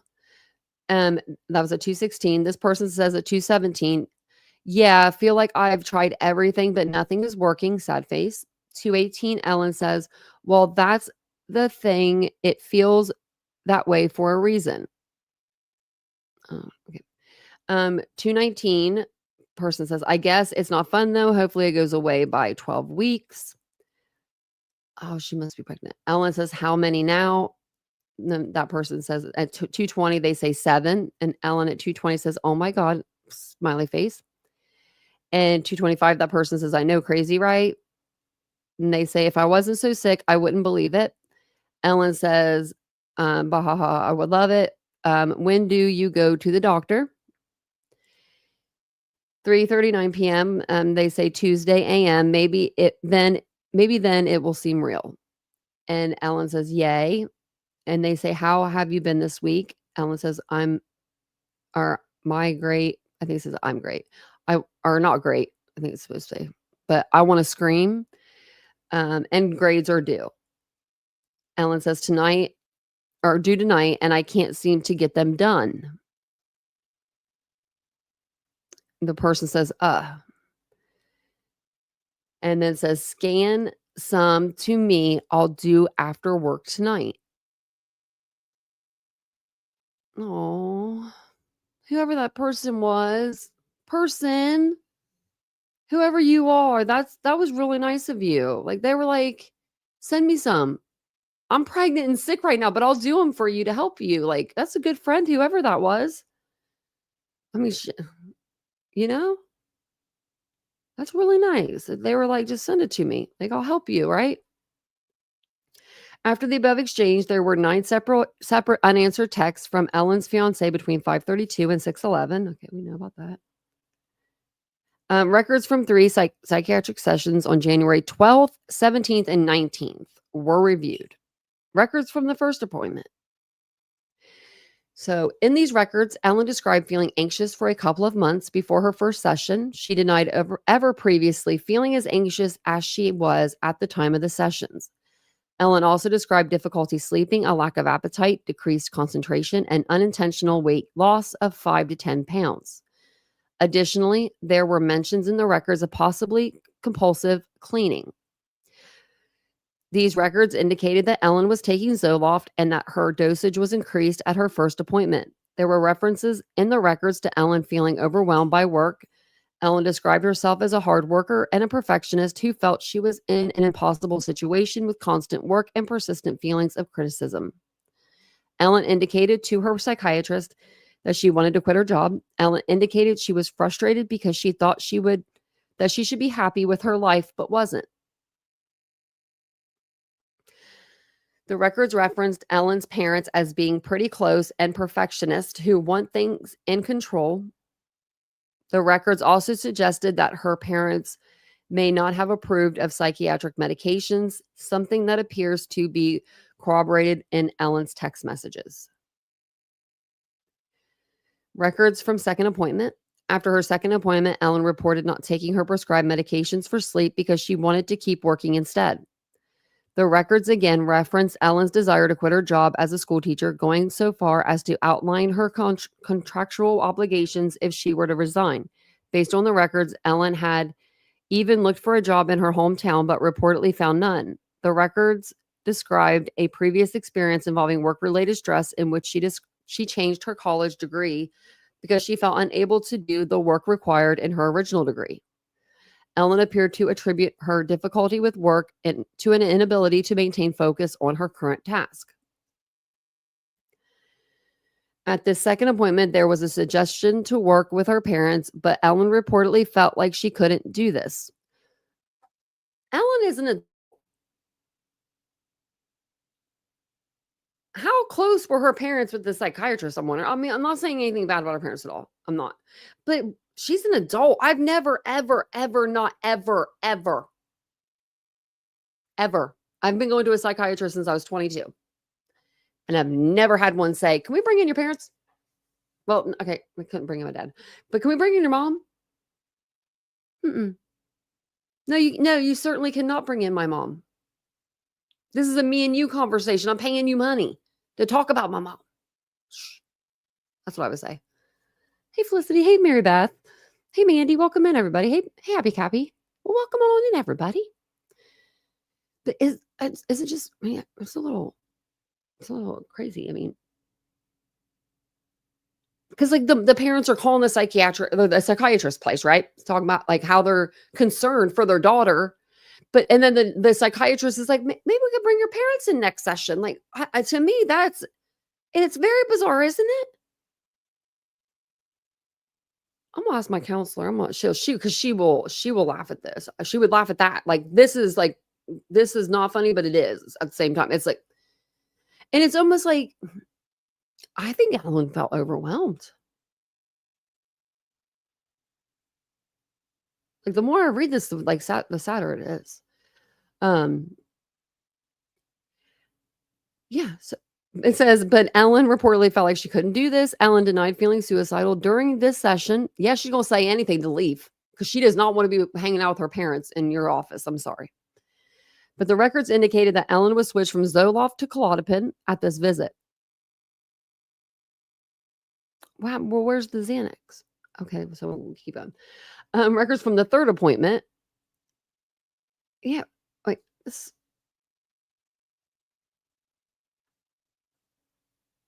Okay, first appointment. Right, first. They put on the Zoloft.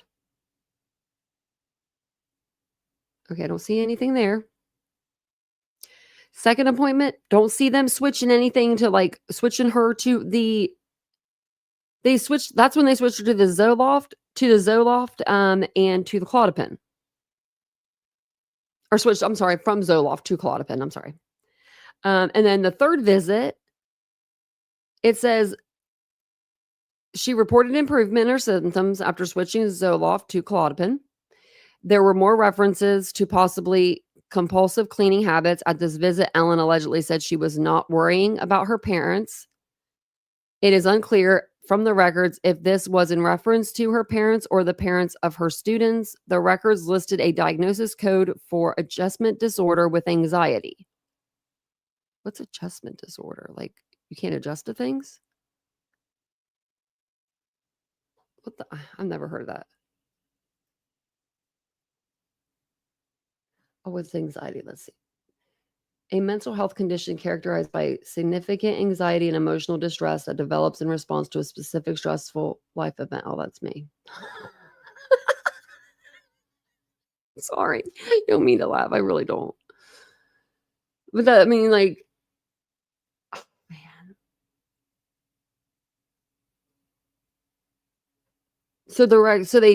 I wonder what they switched her from. What was her first diagnosis then? Just anxiety? I don't know. So then they did Serology testing. The following items were tested to assess for the presence of human blood. 1 swab on the upper kitchen cabinet near the microwave. 1 swab from the upper handle of the freezer. 1 swab from the kitchen countertop above the stove. And all tested swabs were confirmed to be the presence of human blood. So there's that. They didn't clean good enough. I mean, I would be like, y'all didn't, I mean, like, good. I guess not good because they already know that Ellen was in the kitchen. They don't need to really test. But if somebody else's blood was, and it wasn't Ellen's, that would have been good. But if it was Sam's, I mean, that could have been from like a paper cut or anything, like any of that stuff. So like a nosebleed. So the knife recovered from Ellen's chest during the autopsy was assessed for latent prints. 2 non-usable prints were found. Oh, so 2 non-usable prints were found. Why were they non-usable? I wonder. I mean, you've seen that knife surface. It's a good place to pick up, you would think, like like skin cells or like the oils from the fingerprints. Oh, well. So post-mortem toxicology testing. Forensic toxicology testing results revealed subtherapeutic levels of the sleeping medicine in the clozapam and Ellen's blood collected. DNA, they tested the underpants on Ellen collected during the autopsy, a swab of the handle of the knife recovered from Ellen's chest, a swab of blood stains from the handle of the knife recovered from Ellen's chest, a swab of blood stains from the handle of the knife recovered from Ellen's chest. They keep saying it. A swab of fingernail clippings, the right hand, the left hand, blood stains from the posterior left sleeve, blood stains from the anterior right sleeve of her sweatshirt, both of those. A mixture of at least 2 DNA profiles were recovered from the underpants. The DNA mixture is consistent with having originated from Ellen and her fiancé. The odds of selecting someone at random with a similar DNA profile ranging from 1 in 145.7 million to 1 in 10.92 billion, depending on race and ethnicity. Okay. A single DNA profile was detected on the other listed items. The DNA profile is consistent with Ellen's. Okay. And it's quintillion. Oh. More than all the grains of sand, right? Just like Brian Kochberger. Forensic analysis of computers from the apartment. What page are we on? Okay. A report was issued by the Philadelphia Regional Computer Forensics Laboratory on 3/22/11. The results are as follows. The laptop labeled QPH1 identified, I think that's an HP model, but 6 files found on keyboard searched. Okay. So this is Ellen's fiance. Okay, Ellen's fiance's computer. 6 files found by keyword search suicide. So as she was on his computer, because I've never been on, I've been on his computer once for something, but I've never been on his laptop, not ever. I'm just saying. I just 6 files found by keyword search. Okay. 1 HTML file related to a chess application. Okay. And then 1 file from Boing Boing. No title or access date listed. Well, that sounds a little. I'm not going to say it. 4 documents saved as last names in folders labeled PGA and IPGA. That's because he used to work for the golf tournaments. Laptop labels, so that could be that too, but that sounds sexual. Laptop labeled QPH2, identified by serial number belonging to Ellen. 7 files found by keyword search depressed. 7 HTML files without discernible identifiers. Okay. 6 files found by keyword search suicide. Is that the same? 6 files found. So the 6 files and then 6 files on both computers. So on Ellen's and on his, and they're both like H2, H1, H2. So QP, QP. I don't know exactly if they're like the same type of computers, if they're like, if they were like two MacBooks, right? And you had the same like, login information, they would have the same information on each of those. Like whatever I would put on my MacBook, it would go like Vincent's MacBook if he had a MacBook. Like, does that make sense? If we had the same like email and password. But I don't know if that's what they had or not. I would say probably not, but I don't know. So then there were 6 more, or I'm sorry, no, 1 file found with suicide methods. 1 file, discernible identifiers listed. And then they have there's 3 laptops. So this one is belonging to Ellen. 0 files found by keyword searches for suicide, depressed, or suicide methods.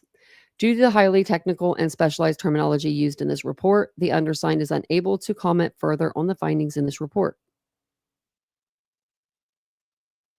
What? DNA testing of bloodstains in lobby bathroom of the apartment building. Okay, so they swabbed the bloodstain from the bathroom floor. A swab of the bloodstain from the bathroom or the bottom of the bathroom door. A swab of bloodstain from a toilet paper holder in the bathroom. DNA profiles from these samples were reported as originating from one unidentified male. Both Ellen and her fiance were excluded as possible sources for the DNA. Consult reports below is a summary of each consultative report reviewed by the undersigned. Okay, let me see where we're at right here. Okay. We'll get on to page 20. And then we'll read the rest tomorrow. It'll be like 12 pages, so it won't be that much. And I might do them actually like when I might take my computer with me tomorrow because I'm going up to doctor's appointments, 2 of them, and I have some time in between. So we might just do that. I might just read in the car parking lot. I think they have to park in I think there's a parking lot, not a parking lot, but a parking garage.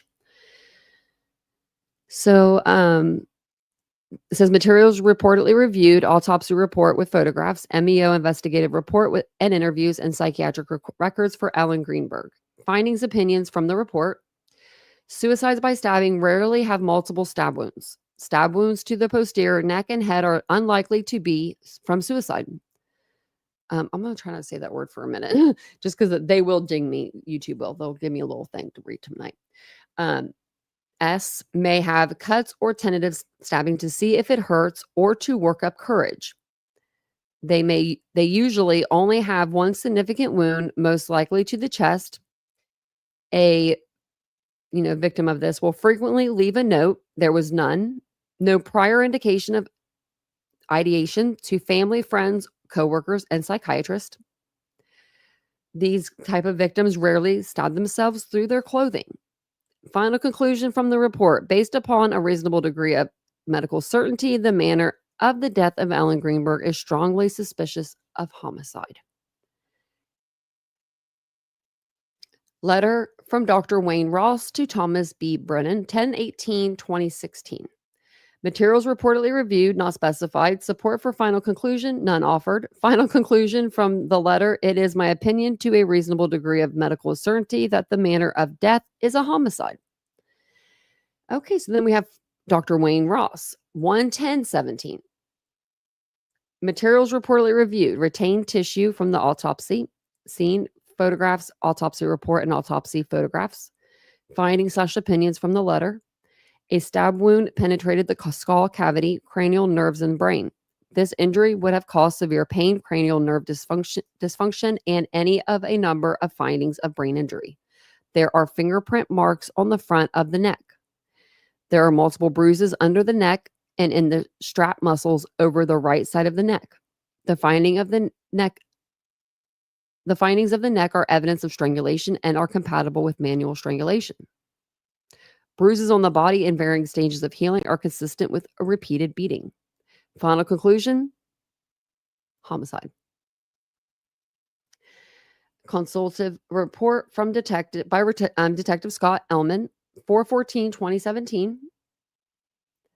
He looked up the reports from serial, which findings, opinions from the report. The bloodstains on Ellen's face are inconsistent with the position her body was in when she was found. Yep, you got that right. She was found sitting up, and the blood stain or the blood marks are going down. They are going like she was laying flat. They are not the same, because if you're sitting up and its gravity is going to bring it straight down, straight down.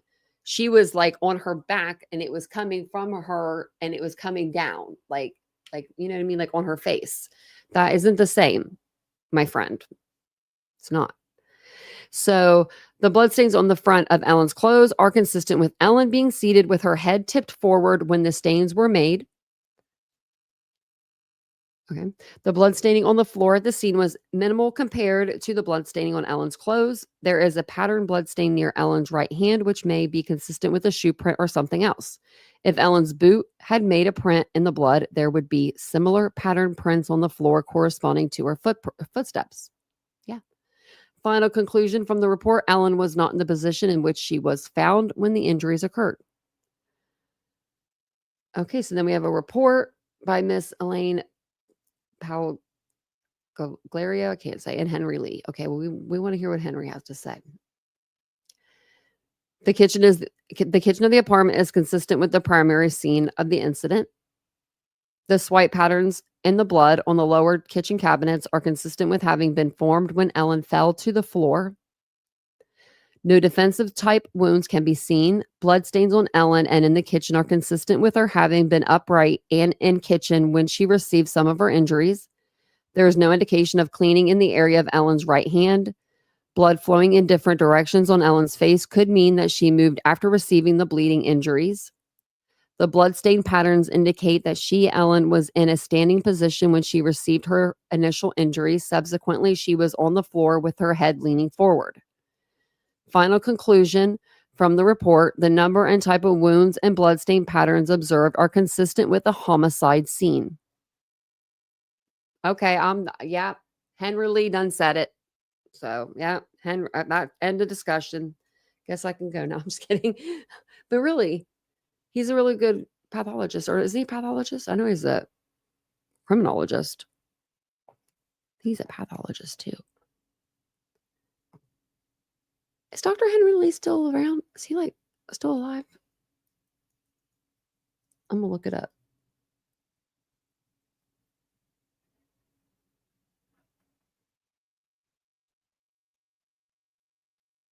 I think he is.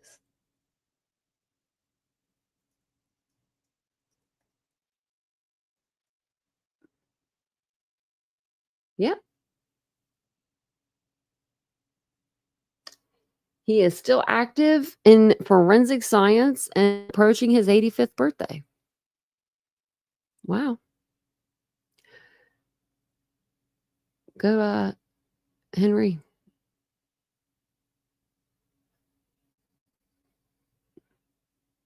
Oh, I'm sorry, Ashley.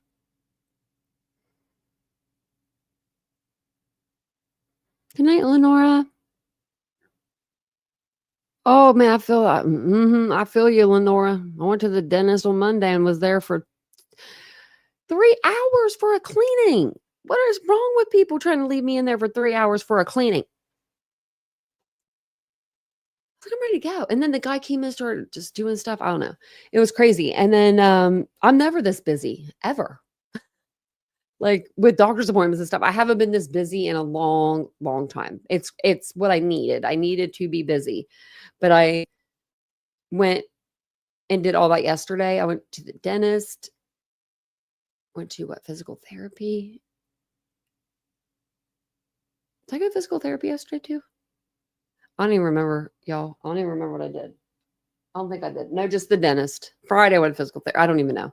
But I go back to physical therapy in the morning. And today I went in and I got, I did Pilates in the morning at 8:15 this morning. I did not want to wake up. I did not want to go when I was driving over there. It's literally right across the street. I was like, I do not want to be doing this. Do I want to even go? And then I'm so glad I went. I'm so glad I went because it was a good workout, but it was intense. I mean, like, my thighs were hurting. Like, I was just like, "You ain't got no quit, honey." I kept saying, "You ain't gonna quit." It was a 30-minute class. They normally do 50 minutes. So I may go and do the 50-minute and try it. We'll see. But I think I will do the strength training one at least. I don't know. I think I'll do the one where you do the use the machine though too. But yeah, it was very exciting. And then after that, I got my hair done, which is this is like, I just had to be awake. So I just had to be up early this morning. And then tonight they were supposed to come and clean. Remember my friend got me that like gift certificate for them to come clean? The people did not even come. And I'm not even kidding you. I'm not kidding you. I have the voicemail that they left yesterday confirming that they were coming and everything. So I have to call them tomorrow and be like, what happened? What happened here? So yeah, so I literally cleaned all day today because I thought people were coming to the house, and my house is not. You all know I'm a freaking clean freak. You can see this. The whole house looks like this, but like I was just getting the extra stuff, and then I finally sit down, and maintenance comes up to look at this. I guess Vincent called him up for these bees, but Vincent wasn't here at the time, and I'm like, who is at the door? I'm one of them people. If you come to the door and I don't know who, you better have an appointment with me. Someone else said that somebody was crazy for like being like going crazy when someone comes to their door. No, you come to my door without telling me you're going to come, and you don't do at least the friendly knock, the dun, dun, dun, dun, dun, dun, dun, dun. You ain't entering the building. You're not coming in. But actually, you'll think this is funny. The maintenance guy came in today and he heard Araya in here just barking her head off, right? And he's like, what kind of dog she got? And I said, oh, that's just my boxer mix. I did not throw in that word pit. I did not. I said, she's like a boxer mix. And I got a Weimaraner. So he's like, they can come out. And I'm like, she'll bite. Like she will bite. I said, she might like you for a minute, but as soon as you stop petting her and walk away, I was like, with Scott, she used to do it all the time too. I said, she used to try to bite him. And he was like, no, let her out. So I let her out. She tries to bite him. Yeah, a couple times. But then he started petting her and then she was licking him. And I'm like, what's wrong with you guys? So it's funny. And thanks, Mary Beth. This is actually a one-piece outfit. It's brown. I really like the color. And the back of it is really cool. It's like, missing half the back. I got it off Amazon. I was thought about doing like an Amazon storefront where it's like just items that I just buy for myself, right? Like, let's say I bought, this cell phone case on there, which they don't sell them. I wish they did. I could put this like in my storefront. And then if you guys saw this on my live and you liked it, you could go to my storefront and you can, you can do the whole thing. You can just buy it. And then it gives me commission whenever you buy this stuff that I put on there. So, but yeah, I have a picture of your door now from the dropping. Oh, we just got a new door. Oh, wait, is it? Oh, no, that door, my front door. I thought you meant like the front door because we have like two doors. I'm like, which door? Because we did just get a new door. Not that door, though. We need a new door. Definitely do. Yeah, I saw that. We're Adam Montgomery. Yeah. I saw that they, I guess they didn't let like the, what was it? Like, her mom was trying to do something like sue, and they threw that out too.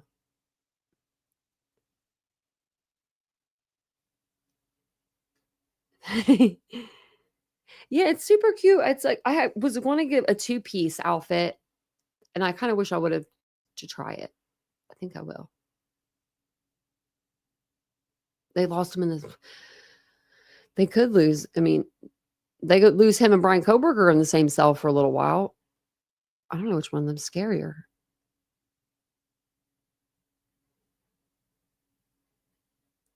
Brian Koberger, because he's unassuming. When you look at Adam, you know he's a piece of shit. I don't know. I just look at him and I know. I can feel it. I mean, what he did to that little girl. If you've never heard of Harmony Montgomery's story, If you don't want to cry, don't look it up. But if you want to have, I mean, like if you want to hear about a case of a father that should never have ever had a child, been allowed to have a child, I don't know how he. I sometimes I get angry with stuff like that, you know.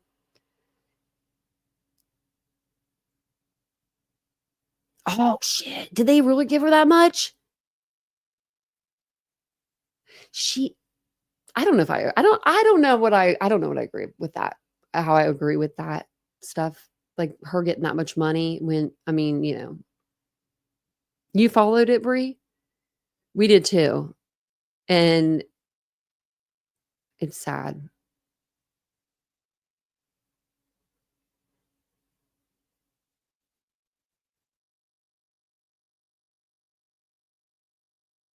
Oh no, you're fine, Mary Beth. Don't you worry about it.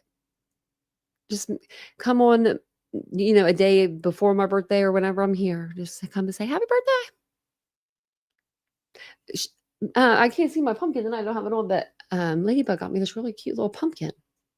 And Reba got me, like, a decoration too. I was like, "You guys got me, like, little Halloween decorations," like, 'cause so now I'm like, when I pull them out for Halloween time, I'm like, "This is perfect." It looks good back there. It looks cute. Oh, you should see you guys should see the dogs. They're looking cute. One's over well, you can't really see them, but this one's actually Mia. That one actually looks like Araya. Oh, yeah, you can see it. Yeah, so this is, like, the front, and then this is the back. Don't look at my chunkiness, but and then I wore, like, a sweater over it too. Like, I had like, a nice big sweater, and it had, like, brown writing on the back of it. And oh, and then my little well, no, I changed my socks. Never mind. I thought I had the same little socks one because I came home and I changed my socks into the same kind of socks because they were so comfortable. Hey, Lee. Thank you, Lee. I love me a one-piece outfit. I do love a one-piece outfit. Actually, Mary Beth, let me find this other one I have because I'm never going to be no damn small again. I should send it to you. I'll never be a small. And that's okay. I'm okay with that. This is like, because these are like extra small, like they're like a size down, I feel like. But I bought 2 black ones from Dick's Sporting Goods, and because they were a good deal, and I'm like, I'm getting 2 because I got the small one, and I was like, your girl thought she was a small, she wasn't.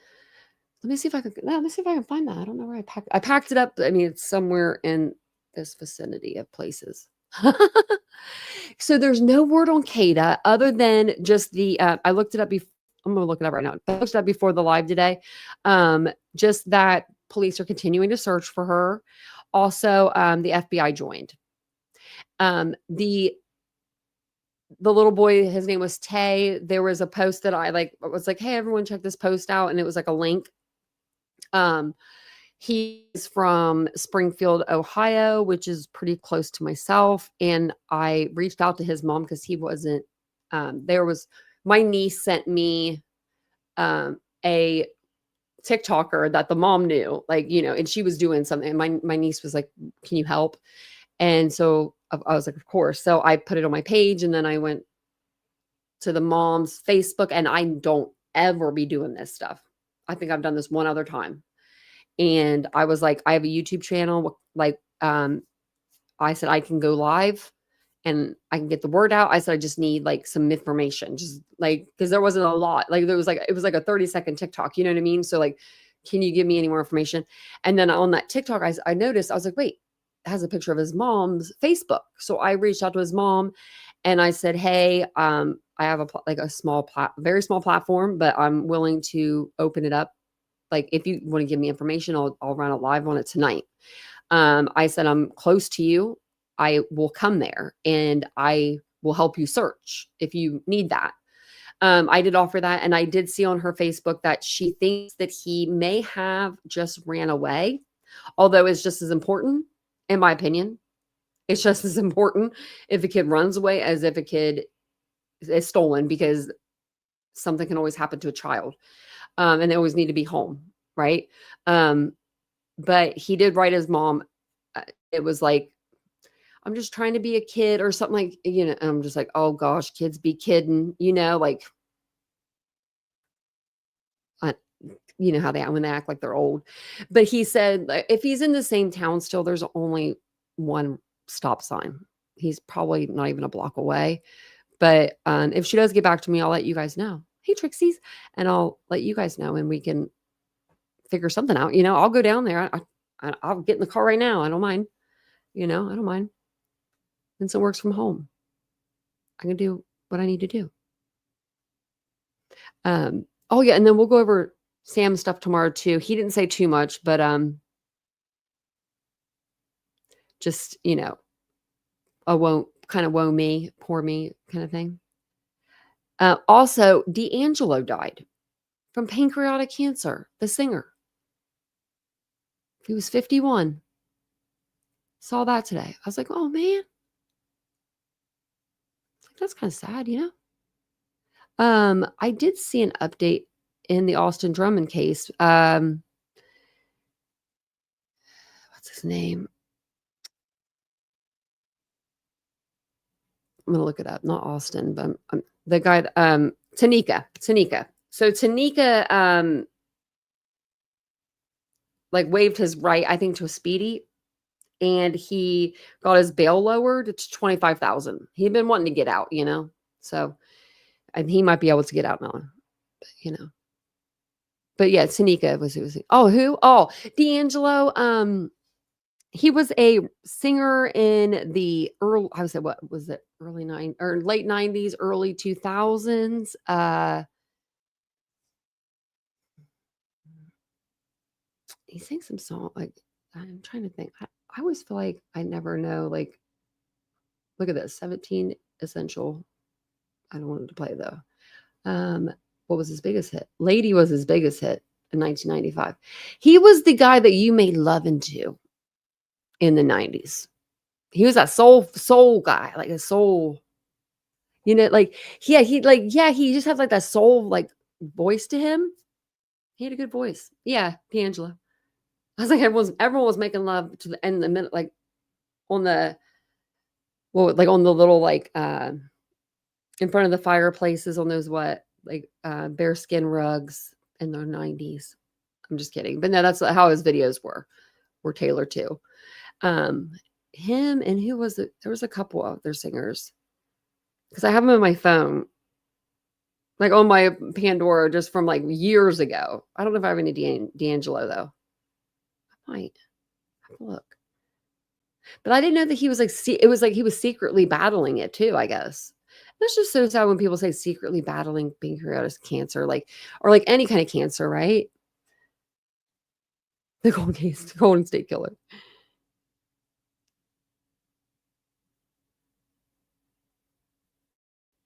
Angie Stone's ex.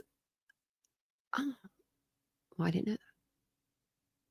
Oh, looky right there. Yeah. Oh, her. I didn't know that. Oh, I bet you they'd be singing to each other all the time. Okay. Wow. Okay. Well, before I get off here, hopefully you guys all have a great, great night. I was going to see if there was anybody on, but it doesn't look like it. Oh, gosh. Good gosh. Ooh, Christmas is coming, and they're all wanting in. Everybody be talking about the same person. There is no disturbing new updates on Brian Koberger. You're lying. You're lying to me. Well, we got that, and it looks like on my For You page anyway, we've got Turtle Boy. I don't know why Turtle Boy is on my For You page because I never watched Turtle Boy. And Gray.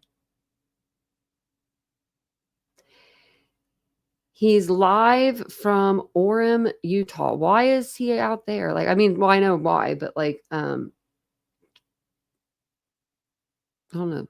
That just seems like I would have thought he would have went out there already, but oh, here, let me pull him up. I don't know why I didn't pull up a picture of him. I just let y'all I left y'all hanging. I was like, no one can see him but me. This is probably is probably one of the most notable images of him. Oh, wait, we can even put a CD up there, one of the CDs. This guy.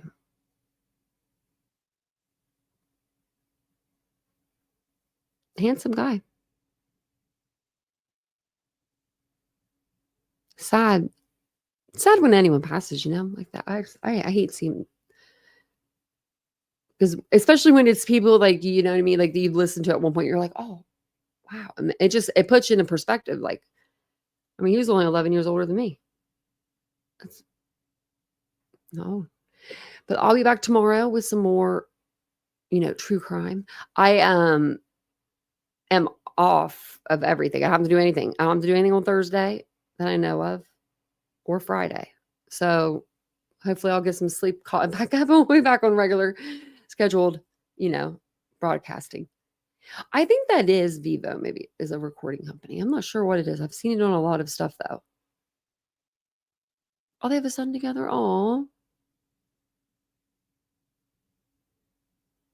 that's sad. Well, I hope you guys all have a great night, and I love you guys too. I will see you guys tomorrow. Yeah. So, no, that was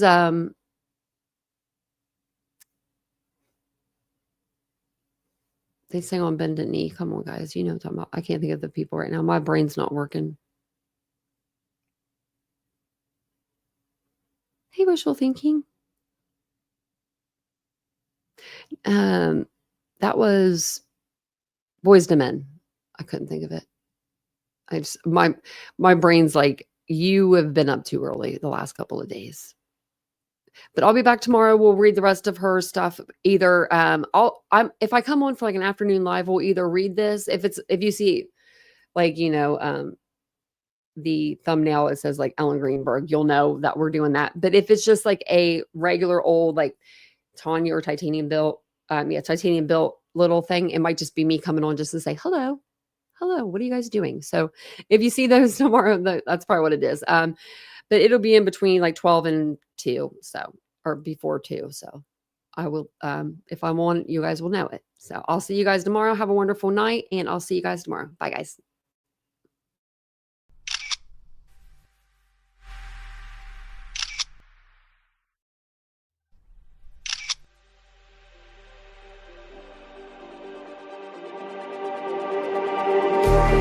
Just like the street lights lit this town, like a fire in a blaze, gotta burn it down. Can't be afraid to leave this out. We got this far, don't know how. I see danger in your eyes. They know we'll burn down tonight. Coming just like the sunrise. You know that we gonna light it up tonight. We gonna light it up tonight. We gonna light it up just like the sunrise. We gonna light it up now.